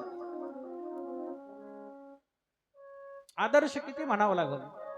आपल्या वडिलांनी आपल्या आईला वचन दिलं होतं. आपल्या वडिलांनी वचन दिलं होतं. कधी दिलं होतं त्याला? आमच्या जन्माच्या अगोदर दिलं. परंतु वडिलांनी वचन दिलं म्हणून आईनं जसं सांगितलं त्या कारणास्तव वनवासात गेले. कोण? रामचंद्र प्रभू. आदर्शवत जीवन आहे ना. म्हणून आपल्यामध्ये आपल्या संस्कारामध्ये संस्कृतीमध्ये आई वडिलांना महत्व आहे. तसं पूर्ण कुटुंबामध्ये आपण कोणत्या सामर्थ्यानं राहिलं पाहिजे याचंही फार महत्व आहे. आणि ह्या सगळ्या गोष्टी कोण आपल्याला शिकवतं? रामायण शिकवतं. म्हणून आपले जे पूर्वज होते ते आग्रह करायचे कशाचं? रामायण पठण करण्याचं. कारण की आदर्शवत जीवन प्रभू रामचंद्र प्रभूंचं आहे. किती आदर्शवत जीवन. मनात शंका आली नाही ज्यावेळेस राज्यकारभार सोडून उद्या मी राजा होणार आहे, उद्या मी राजा होणार आहे आणि उद्या राजा होणार आहे तर आज आज्ञा भेटली की तू वनवासात जा आणि माझ्या लहान्या भावाला म्हणजे भरताला राज्य देऊन तू वनवासात जा. पण मनात शंका नाही आली माझा भाऊ आहे ना, होऊ द्या त्याला राजा, मी वनवासात जातो. या जागी जर आपण असतो तर या जागी आपण असतो तर आता आपण बारीक बारीक तुकड्यावर बांधतो. कशाच्या? वावराच्या. किती पेपरला किती भयान घटना घडतात. भावानी भावाला मारलं, चुलत्याने पोराला मारलं. कशामुळे घडतात? हे फक्त बांधावर भांडणं. किती लांब जातात ते भांडणं. मग आपल्याला रामायण का बरं महत्वाचं आहे? या गोष्टी आपल्या जीवनामध्ये न घडाव्या म्हणून रामायण महत्वाचं आहे. जी आज्ञा वडिलांनी दिली ती पाळणं गरजेचं आहे. म्हणून रामचंद्र प्रभू आपल्याला आदर्शवती. किती जीवन खडतर प्रवास रामचंद्र प्रभूंनी केला. विचार जरी केला असता स्वतः भगवंत होते. विचार जरी केला असता स्वतः भगवंत होते. सगळ्या गोष्टी डावलून राज्य करता आलं असतं. परंतु एक वचन प्राण जाय पर वचन ना जाय. त्या वचनासाठी रामचंद्र प्रभू कुठे गेले? वनवासात गेले. आणि वनवासात गेल्यानंतर असं काही सगळ्या गोष्टी अनुकूल होत्या असं नाही. एक वारीला जरी आपण गेलो, एका वारीला आपण जरी गेलो तर आपले एवढे हाल होते. काही नुसतं आळंदीन पुण्याला आले तिथूनच बॅग घेऊन घरी. नको महाराज आता होत नाही, आमच्या जीवावर आला आता जीव जातो काय असं होतं. आणि या सकल विश्वाचा जो चालक मालक आहे स्वतः वनवासात जातो त्यावेळेस खायला नाही, चालायला व्यवस्थित नाही, पायात काही नाही. अशाही अवस्थेमध्ये जो जीवन आपलं काढतो, जीवन घालवतो त्याला कोण म्हणतात? रामचंद्र प्रभू. म्हणून आदर्शवत जीवन आहे ज्यांचा आदर्श घेतला पाहिजे ते रामचंद्र. किती संकट आले तर दोष कोणाला न देता आले भागा ते करीतो तुझे नाव उच्चारितो. रामचंद्र प्रभूंनी दोष कोणाला दिला नाही. असं म्हटले नाही की वडिलाला आईला म्हटले नाही, काहीला वचन कोणी दिलं होतं माझ्या वडिलांनी, मग त्यांना मला का बरं त्रास देते असं म्हटले नाही. रामचंद्र प्रभूंच्या जीवनामध्ये जेवढं स्थान कौशल्या मातेला होतं त्यापेक्षाही जास्त स्थान कैकेयीला होतं. कैकेयीच्या एका चुकीमुळे रामचंद्र प्रभू वनवासात गेले. इकडे दशरथ राजा ही पण काय झाले? अंत झाला, करुण अंत झाला. पण त्याचा दोष पूर्णतः जीवनामध्ये कधी रामचंद्र प्रभूंनी कैकेयी मातेला दिलं नाही की तुझ्यामुळे माझे वडील गेले म्हणून. कधीच दिला नाही. कारण रामचंद्र प्रभूंना माहित होतं या सगळ्या गोष्टी कशामुळे घडत आहेत, कशामुळे घडतात? प्रारब्ध, संचित, क्रियामान याच्या व्यतिरिक्त काही नाही. म्हणून त्यांना आदर्श ठेवून आपण काय केलं पाहिजे? जीवन जगलं पाहिजे. आणि त्यांना आदर्श ठेवूनच आपल्या जीवनामध्ये आपण राहिलं पाहिजे. आणि हेच आदर्श आपण आपल्या पुढच्या पिढीला देणं गरजेचं आहे. आपल्या भारतामध्ये आणि महाराष्ट्रामध्ये वृद्धाश्रम निर्माण होणं म्हणजे हे आपल्या सगळ्यांची खंत आहे.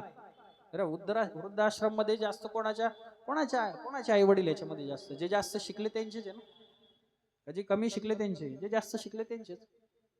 फक्त त्यांच्या आई वडिलांनी एक चुकी केली, शिकवलं त्यांना भरपूर. कोणतं शिकवलं? पोटाचं साधन, फक्त कमाईचं आणि खायचं हे साधन शिकवलं. पण जे साधन याच्याही पेक्षा महत्वाचं आहे ते म्हणजे संस्कृती, संस्कार, ते दिले नाही. म्हणून त्याचे परिणाम ते भोगतात. आता तुम्ही जाऊन पहा मातोश्री वृद्धाश्रमला, कुठे कांचनवाडीला, तिचे हाय क्वालिटी, हाय एज्युकेटेड जे लोक होते, कोणी कलेक्टर होतं, कोणी तहसीलदार होतं, कोणी तलाठी होतं, असे लोक तिथं वृद्धाश्रम मध्ये. त्याचं कारण काय? संस्कार दिले नाही. पोटाचं साधन दिलं. काहीचे पुरं इंग्लंडला आहे, काहीचे अमेरिकेला आहे, काहीचे इकडे, काही तिकडं. मायबाप म्हणून संस्कार देणं फार गरजेचं आहे. हाच रामायण ग्रंथ येणाऱ्या पिढीला देणं फार गरजेचं आहे. भावासोबत कसं वागावं, मुलाने वडिलासोबत कसं वागावं, मुलाने आईसोबत कसं वागावं, राजाने जनतेसोबत कसं वागावं, या सगळ्या गोष्टीचा अतिशय बारीक विचार कशात असेल तर रामायणामध्ये. म्हणून रामचंद्र प्रभूंचं जीवन अतिशय पवित्र आणि पावन जीवन आहे. त्याच रामचंद्र प्रभूंच्या जीवनामधला प्रत्येक दिनक्रम, प्रत्येक आणि घटना आपण बघित जरी गेलो तर आपल्यालाही येणारी जे आपलं जीवन आहे, समोरची दिशा आपल्याला निश्चितच काय होईल, भेटून जाईल. म्हणून त्या रामचंद्र प्रभूंची कथा जीवनामध्ये सगळ्या काही गोष्टी मनाविरुद्ध घडल्या, पण कधी त्रास कोणाला दिला नाही. सगळ्या गोष्टीचा स्वीकार केला आणि पुढं चालत राहिले. कोणाकोणाची भेट नाही झाली. केवटाची कथा आहे. केवट कोण होता? शूद्र होता. परंतु भगवान परमात्म्याला सांगितलं, भगवान परमात्मा, तुझ्याशिवाय माझं जीवन नाही रे. आणि आता त्याच ठिकाणी जरी आता असा अवघड झालेला आहे, थोडी जरी सत्ता हातात असली तर आपण कोणाला मानत नाही. रामचंद्र प्रभू तिन्ही लोकांचे राजे होते. तिन्ही लोकांचे राजे असून पण राजा त्यालाच म्हणतात, कोणाला? ज्याच्या जीवनामध्ये लहानातल्या व्यक्तीचंही स्थान मोठं असतं त्याला राजा म्हणतात. केवट हा शूद्र होता. केवटांना 2 पैसे देऊन रामचंद्र प्रभूंना धाक दाखवून रामचंद्र प्रभू गेले असते पलीकडे. पण केवटासही भगवान परमात्म्याने किती सुंदर तो कथा आलेली आहे की भगवान परमात्मा, जसं मी आता तुम्हाला पार करतोय तसं या जीवनाचा अंत झाल्यानंतर या भवसागरातूनही तुम्ही मला पार करा, असं वचन केवट काय करतो? भगवान परमात्म्याकडून घेतो. पुढं निषादराज भगवान परमात्म्याला भेटतात. निषादराज कोण? आता जंगलात राहणारा मनुष्य, आदिवासी. म्हणून मी तुम्हाला नेहमी ज्यांचा आदर्शवत जीवन काबर म्हणतो, रामचंद्र प्रभूंचा ज्यांच्या जीवनावर अतिशय प्रभाव आहे असे कोण? आपल्या देशाचे पंतप्रधान. तुम्हाला माहित आहे का आज आता राष्ट्रपती आपल्या देशाचे कोणी? काय नाव आहे त्यांचं? राष्ट्रपती द्रौपदीजी मुर्मू. कोण आहेत? आदिवासी. रामचंद्र प्रभूंनी ज्यांना अतिशय प्रिय, अतिशय जवळचं म्हटलं ते कोण? निषादराज. कोण आहे? आदिवासी. त्यांनाही आपल्या सारखं स्थान दिलं. रामप्रभू ज्यावेळेस आसनावर बसायचे तर निषादराज खालीच बसायचे. विश्वामित्र म्हणतात, निषादराज तुम्ही खाली का बसलात? भगवान परमात्म्याच्या बाजूला बसा. निषादराज म्हणतात, महात्मा माझी तेवढी लायकी नाही भगवान परमात्म्याच्या आसनावर बसायची. त्यावेळेस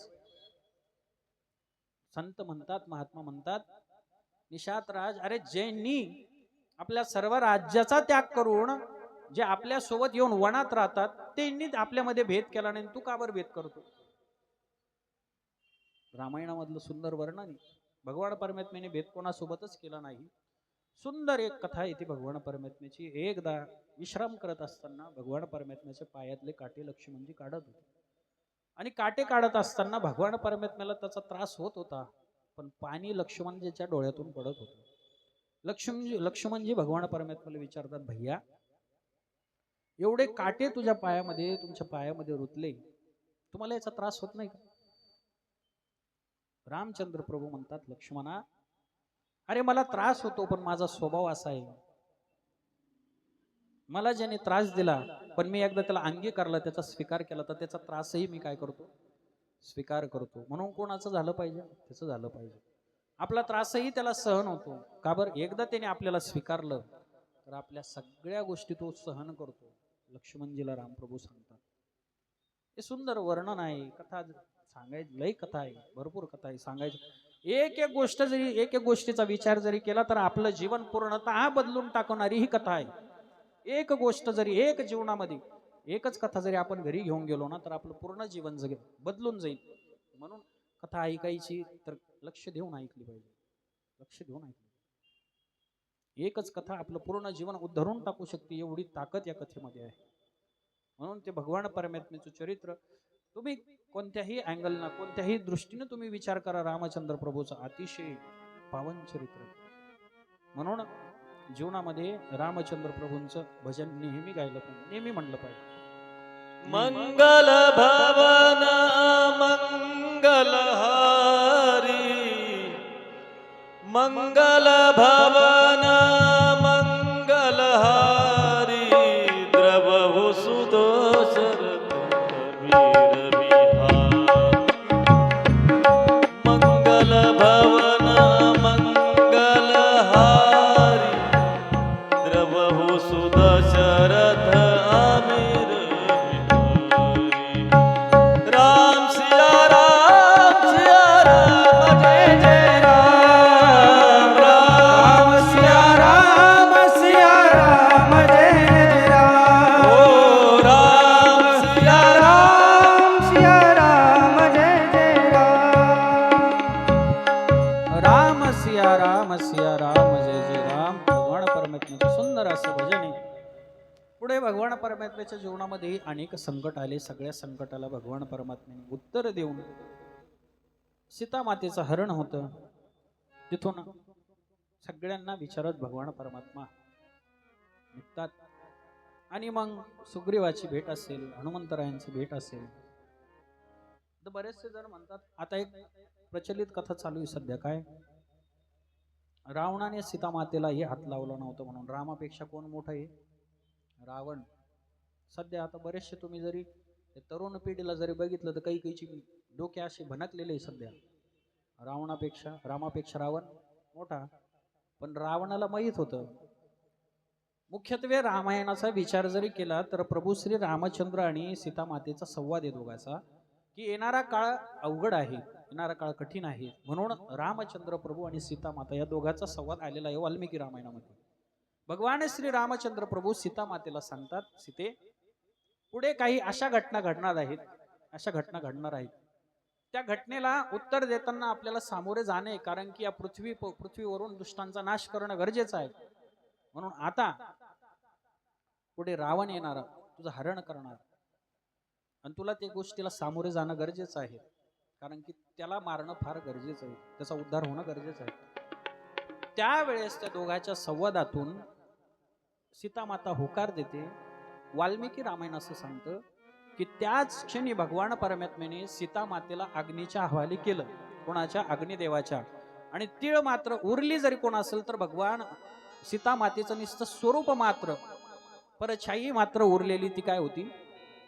उरलेली सीता होती. पूर्णतः सीता भगवान परमात्म्याने अग्निदेवाला समर्पित केली होती. कारण त्याच क्षणी रावणाने पूर्णतः जी सीता माता होती तिला स्पर्श जरी केला असता तर रावण जळून तिथं खाक झाला असता. कारण की ती कोण आहे? जगदंबा आहे. ती कोण आहे? जगदंबा आहे. त्याचा उद्धार व्हावा म्हणून अग्निदेवाला सीता मातेचं ओरिजिनल स्वरूप भगवान परमात्म्याने दिलं.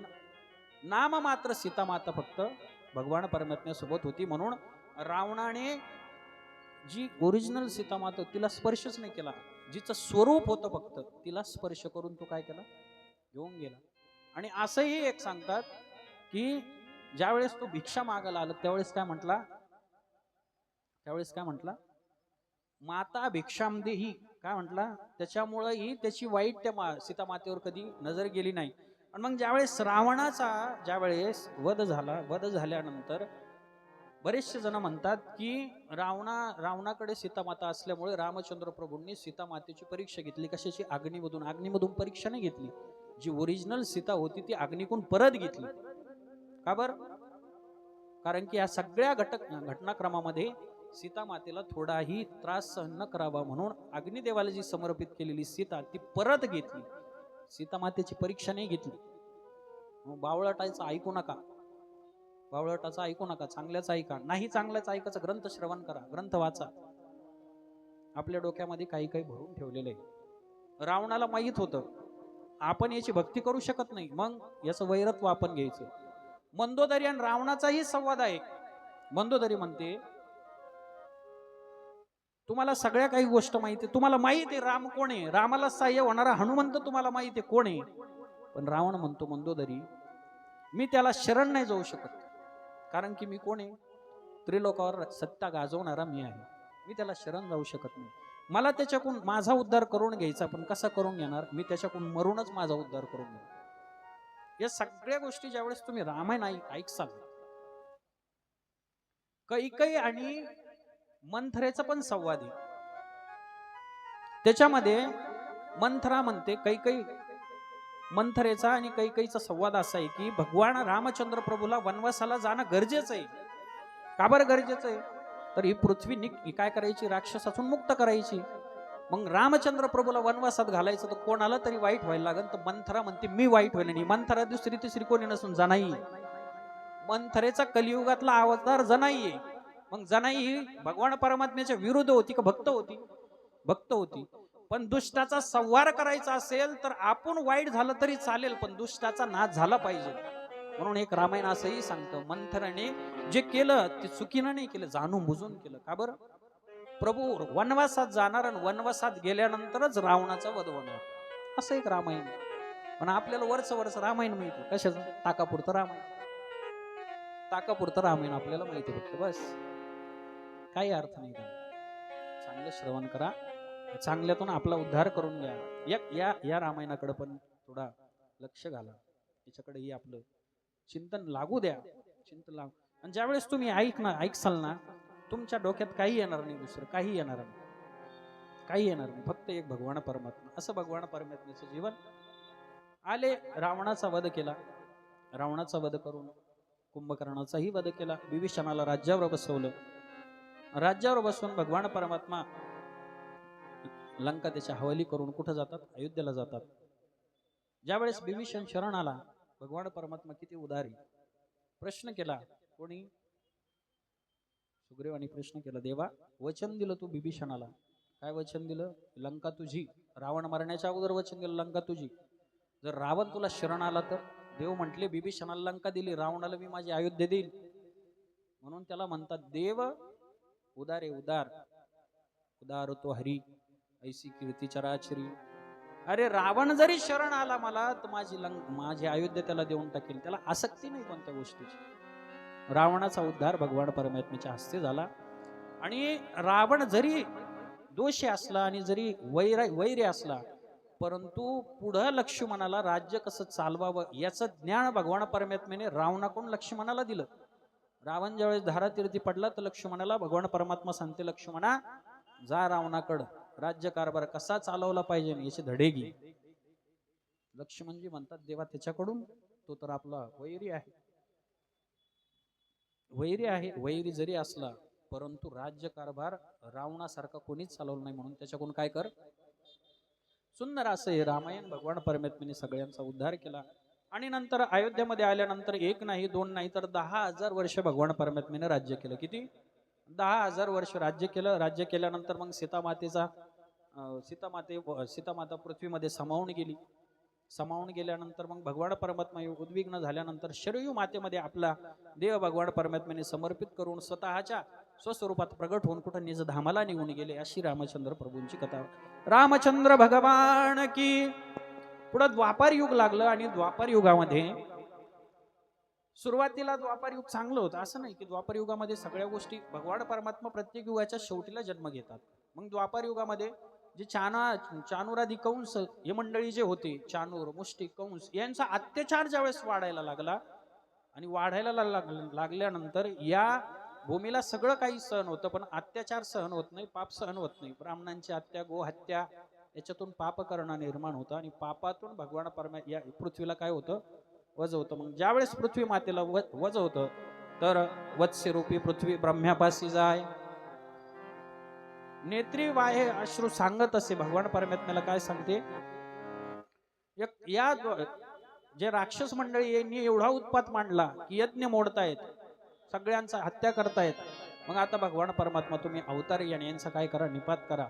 आता मला यांचा भार सोसवत नाही, तुम्ही काय करा, अवतार घ्या. मग भगवान परमात्मा ब्रह्मदेव आणि पृथ्वी मातेला काय करतात, वचन देतात, मी अवतार घेतो आणि अवतार घेऊन मी काय करतो, यांचा सगळ्यांचा नाश करतो.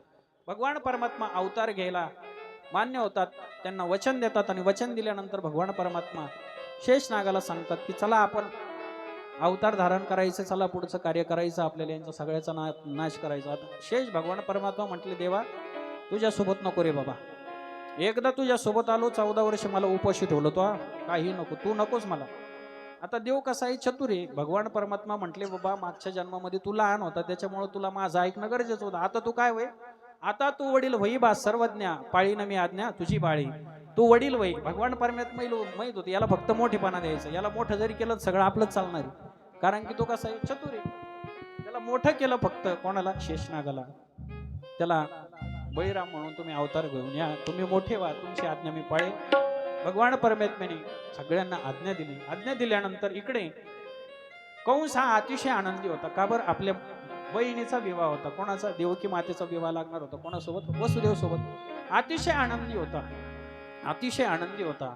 आता आपल्या बहिणीचा विवाह आणि वसुदेवासोबत लागणार, आनंदी होता. सुंदर विवाह संपन्न झाला. दोघांची वरात ज्यावेळेस निघली, निघल्यानंतर आकाशाची वाणी सांगे कंसाची की हिच्या पोटी जो 8वा येणार तो तुझा काय करणार, वध करणार, वध करणार. असं म्हटल्यानंतर घेऊन या खड्ग मारावया धारवाला, हात तो धरला वसुदेव. वसुदेव म्हटलं, बाबा जोपर्यंत तुझी बहीण होती तोपर्यंत ही तुझी होती, पण आता मी कोणी, मीच पाणी ग्रहण केलेलं, आता ही माझी कोणी पत्नी आहे. मग आता ही सर्वस्व भार माझ्यावर आहेत, म्हणून हिला मारू नको. मी तुला वचन देतो, आम्हाला झालेलं प्रत्येक संतान मी तुला काय करणार, आणून देणार.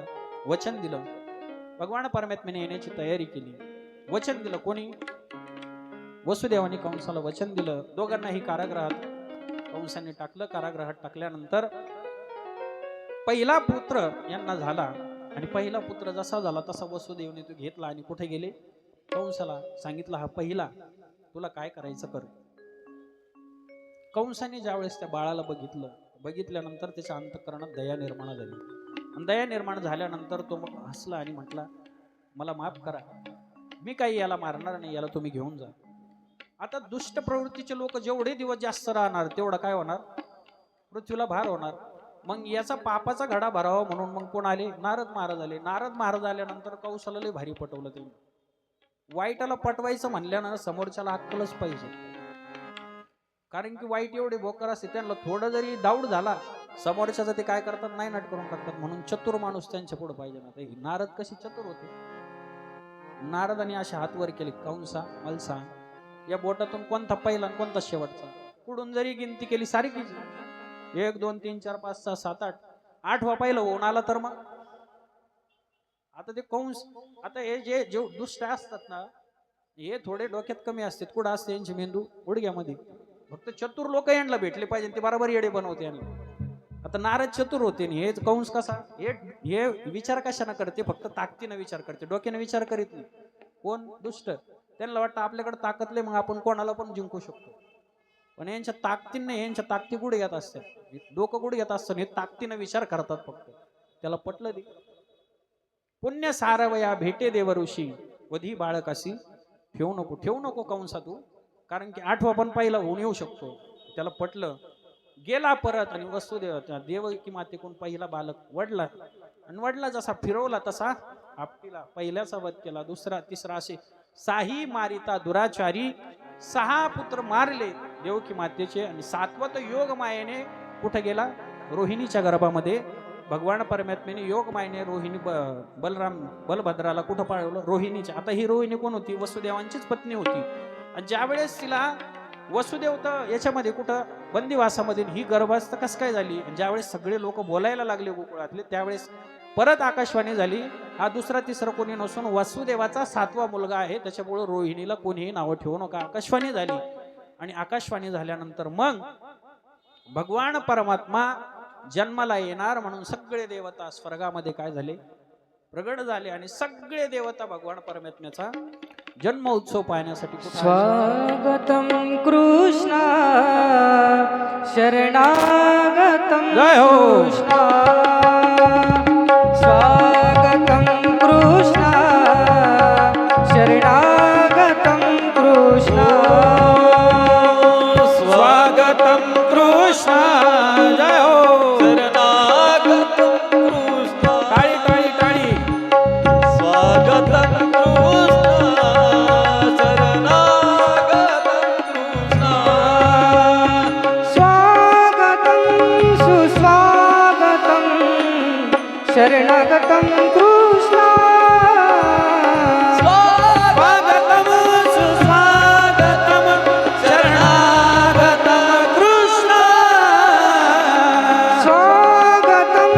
सुस्वागतम शरणागतम कृष्ण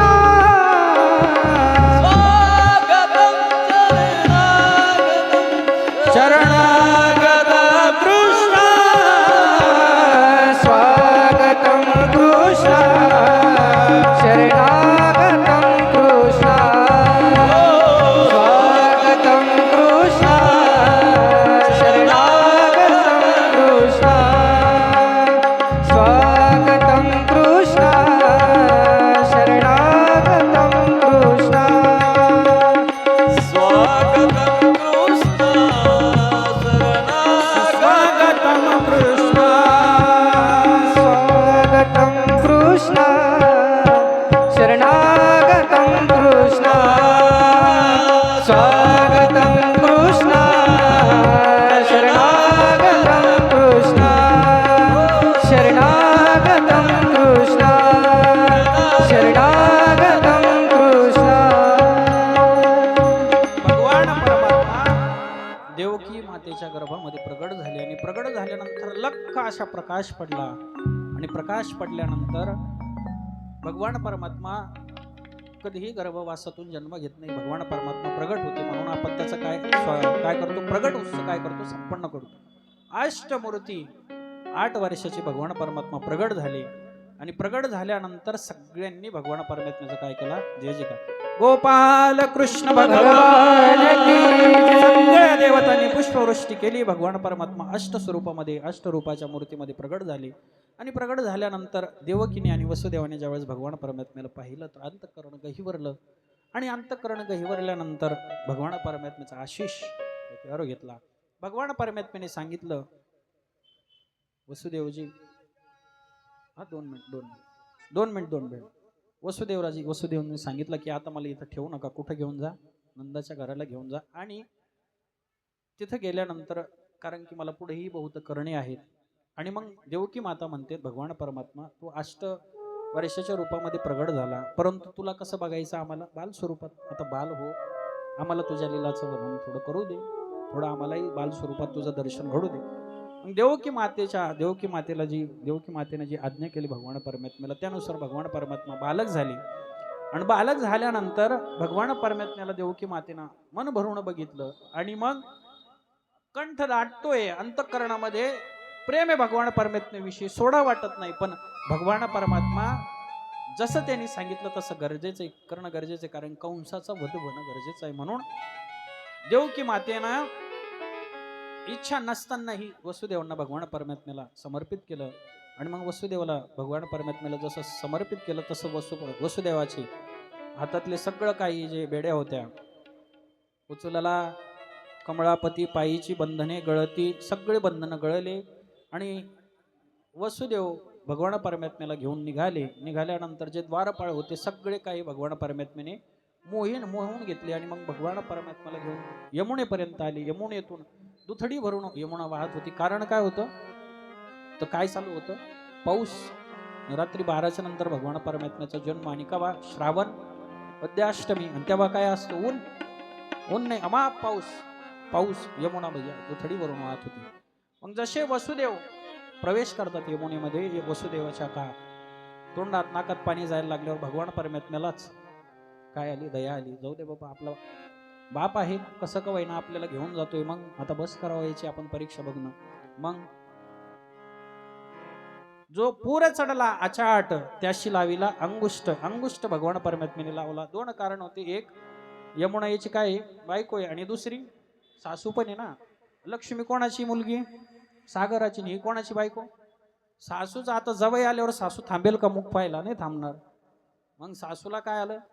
नाकाचा मोती ठोई गाण राखी जवायचा मान. मग ते जवाईला जवाईचं दर्शन झालं पाहिजे. मग भगवान परमात्मा यमुना मातेला दर्शन दिला. दुभंगली आणि भगवान परमात्मा कुठे गेले? वसुदेवजी भगवान परमात्म्याला घेऊन गोकुळात आले. गोकुळात आल्यानंतर यशोदा माता झोपलेली होती आणि प्रसवलेलं होतं यशोदा मातेने एक मुलगीला. ती मुलगी कोण होती? साक्षात माया होती. आणि मग जसं भगवान परमात्म्याने सांगितलं, ठेवी मज आणि येथे ती माया तुम्ही इकडे घेऊन या, मला तिथं ठेवून द्या. वसुदेवाने भगवान परमात्म्याला यशोदेसमोर ठेवलं आणि भगवान परमात्मा कुठं वसुदेवपाशी ठेवल्यानंतर वसुदेव निघून आले. यशोदा मातेपाशी ठेवल्यानंतर वसुदेव निघून आले. भगवान परमात्म्याला जसं सोडलं आणि मायेला जसं उचललं, तसे जे जे बंधन होते ते भगवान परमात्म्याला धरल्यानंतर बंधन तुटले. आणि जसं मायेला धरलं बंधन डबल जोडत गेले. म्हणून देवाला धरता आलं पाहिजे, मायेला सोडता आलं पाहिजे. कारण की देव बंधनातून मुक्त करतो, माया बंधनातीत करते जीवाला. म्हणून आपण कोणाला धरलं पाहिजे? देवाला. पण आपण कोणाला धरतो? मायेला. एवढाच फरक आहे, बाकी काही फरक नाही. म्हणून एक कृष्ण चरित्र फार गरजेचं आहे. देवाला धरलं तर बंधनं तुटतात मुख्यत्वे, आणि मायेला धरलं तर बंधनात आपण अडकतो. हे महत्वाचं चरित्र आहे, बाकी दुसरं चरित्र नाही. म्हणून देवाला धरा. जसे आले तसे मग इकडे मायाला घेऊन ते आले. आल्यानंतर मग ज्या वेळेस गोकुळामध्ये यशोदा माता झोपलेली होती, माहीतच नाही. पण यशोदा माता त्यांना त्रास होता, तर कळा येत होत्या काहीतरी होणार हे सगळ्यांना माहित होता. यशोदा मातेचं वय झालेलं होतं, नंदजींचं. सगळ्यांना आपल्या राजाला एकतरी संतान व्हावी असं वाटत होतं. आणि मग ज्यावेळेस यशोदा माताची नणंद होती, म्हणजेच कोणाची बहीण? कोणाची? नंदराजाची सुनंदा. तिला समजलं की आपल्या वहिनीने कोणाला तरी जन्म दिला. ज्यावेळेस तिनं बघितलं आणि ज्यावेळेस भगवान परमात्म्याचं तिने रूप बघितलं, तर अतिशय सुंदर भगवान परमात्मा खेळतोय कोणा? यशोदा मातेसमोर. जसं तिनं बघितलं तशी धावत सुटली आणि काय म्हणती? भैया भैया. इकडून नंदराज म्हणतात, क्या हुआ सुनंदा?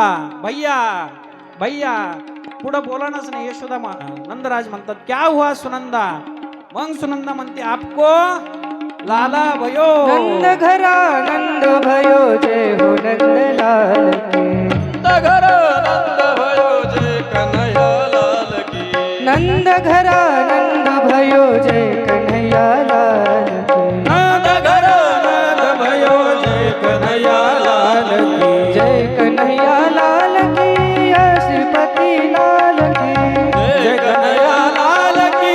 श्रीपति लाल की. नंद घरा नंद भयो, जय कन्हैया लाल की. नंद घरा नंद भयो, जय कन्हैया लाल की. नंद घर नंद भयो जय कन्हैया लाल की. नंद घर नंद भयो जय कन्हैया लाल की. हाथी घोड़ा पालकी, जय हो नंद लाल की. हाथी घोड़ा पालकी जय कन्हैया लाल की. हाथी घोड़ा पालकी, जय हो नंद लाल की. हाथी घोड़ा पालकी जय अरे वो कन्हैया लाल की. नंद घरा नंद भयो, जय हो नंद लाल की. नंद घरा नंद भयो, जय हो नंद लाल की. नंद घर नंद भयो जय कन्हैया लाल की. नंद घर नंद भयो जय कन्हैया लाल की. नंद घरा नंद भयो, जय कन्हैया लाल की. किती सांगू मी सांगू कोणाला?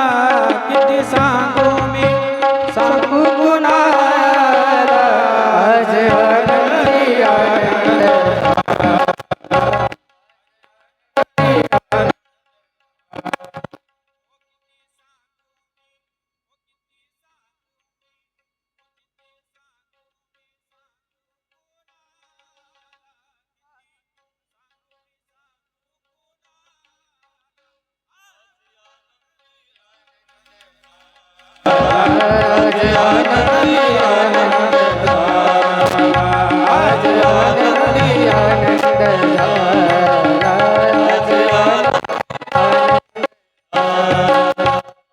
अष्टमीच्या रात्री ग यमुनेच्या काठी गोकुळ अवतरले.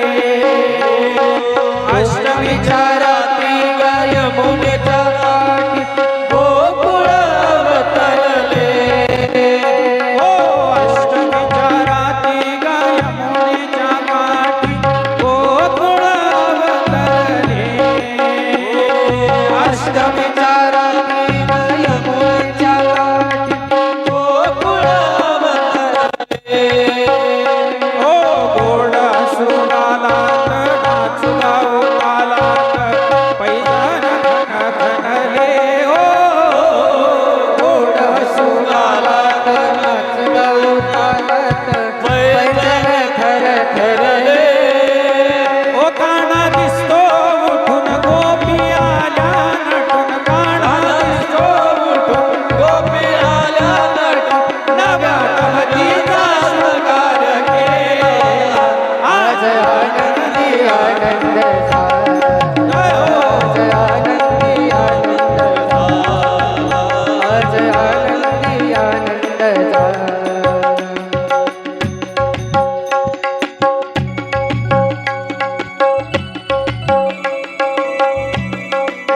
हरी बोल.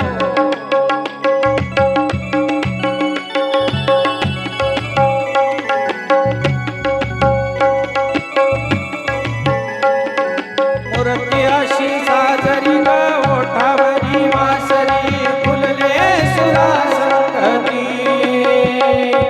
मूर्ती अशी साजरी ग ओठावरी वासरी ग फुलले सुरासंगमी. कोणी म्हणे गोविंद कोणी म्हणे गोपाळ कानाला नावे किती. कोणी म्हणे गोविंद कुणी म्हणे गोपाल कान्हाला नावे किती. रोज खोड्या करून गोप सारे मिळून. रोज खोड्या करून गोप सारे मिळून सांग सकाळी योगाला गाला. आज आनंदी आनंद झाला. आज आनंदी आनंद झाला. आज आनंदी आनंद झाला. किती सांगू मी किती सांगू मी किती सांगू मी सांगू कुणाला. सांगू मी सांगू कुणाला. आज आनंदी आनंद झाला. आज आनंदी आनंद झाला. आज आनंदी आनंद झाला. आज आनंद झाला.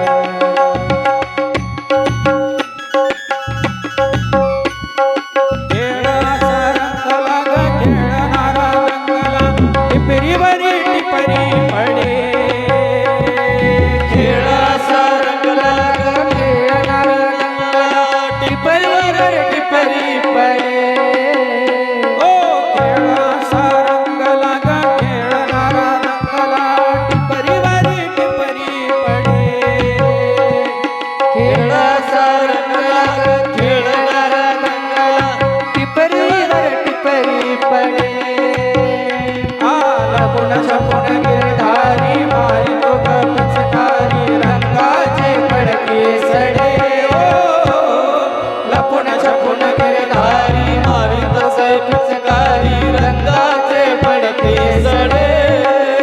पेर धरती दिशा धुंद झाल्या दिशा. पेर धरती दिशा धुंद झाल्या दिशा. रास रंगाच्या दारात आला.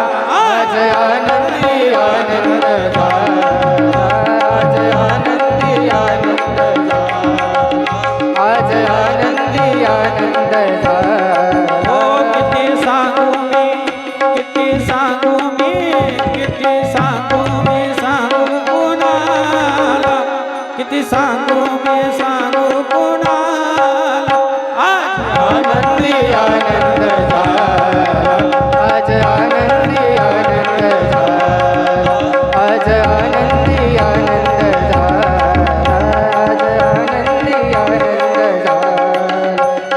राधे राधे हो राधे.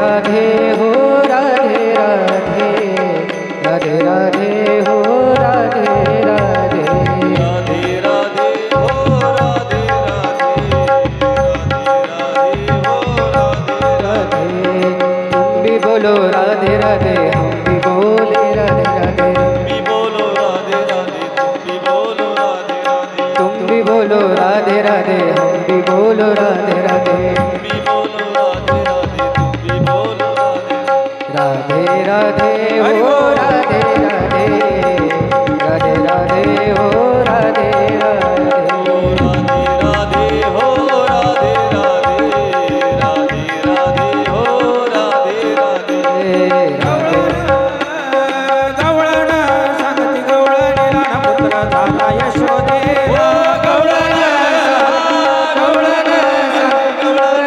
पुत्र झाला यशोदेला यशोदेला पुत्र झाला यशोदेला झाला यशोदेला पुत्र झाला यशोदेला यशोदेला पुत्र झाला यशोदेला झाला यशोदेला पुत्र झाला यशोदेला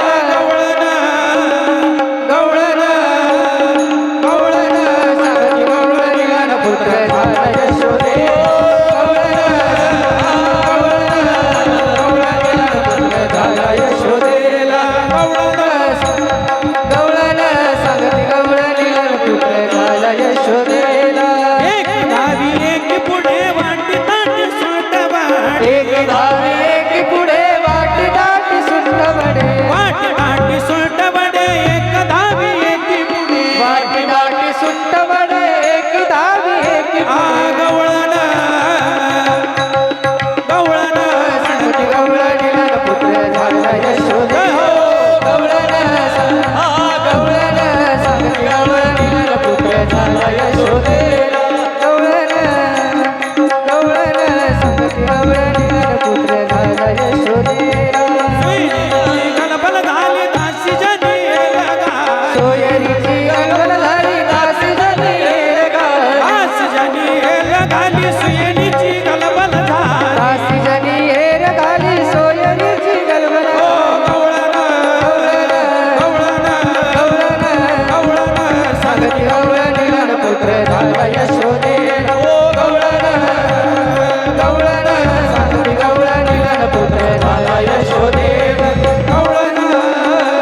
गवळण सांगती गवळणीला पुत्र झाला यशोदेला गवळण सांगती गवळणीला पुत्र झाला यशोदेला ओ राधे राधे बोलो राधे राधे राधे राधे हो राधे राधे राधे राधे हो राधे राधे राधे राधे हो राधे राधे राधे राधे राधे राधे राधे राधे राधे राधे राधे राधे राधे राधे चला आरतीवाले चला आरतीवाले आरतीची तयारी करा राधे राधे राधे राधे राधे राधे आरती लावा चला राधे राधे राधे राधे राधे राधे राधे राधे राधे राधे श्याम मिला दे राधे राधे राधे राधे कृष्ण मिला दे ओ राधे राधे बोलो राधे राधे राधे राधे ओ राधे राधे राधे राधे ओ राधे राधे राधे राधे ओ राधे राधे राधे राधे बोलो राधे राधे राधे राधे ओ राधे राधे राधे राधे ओ राधे राधे राधे राधे ओ गोपाल कृष्ण भगवान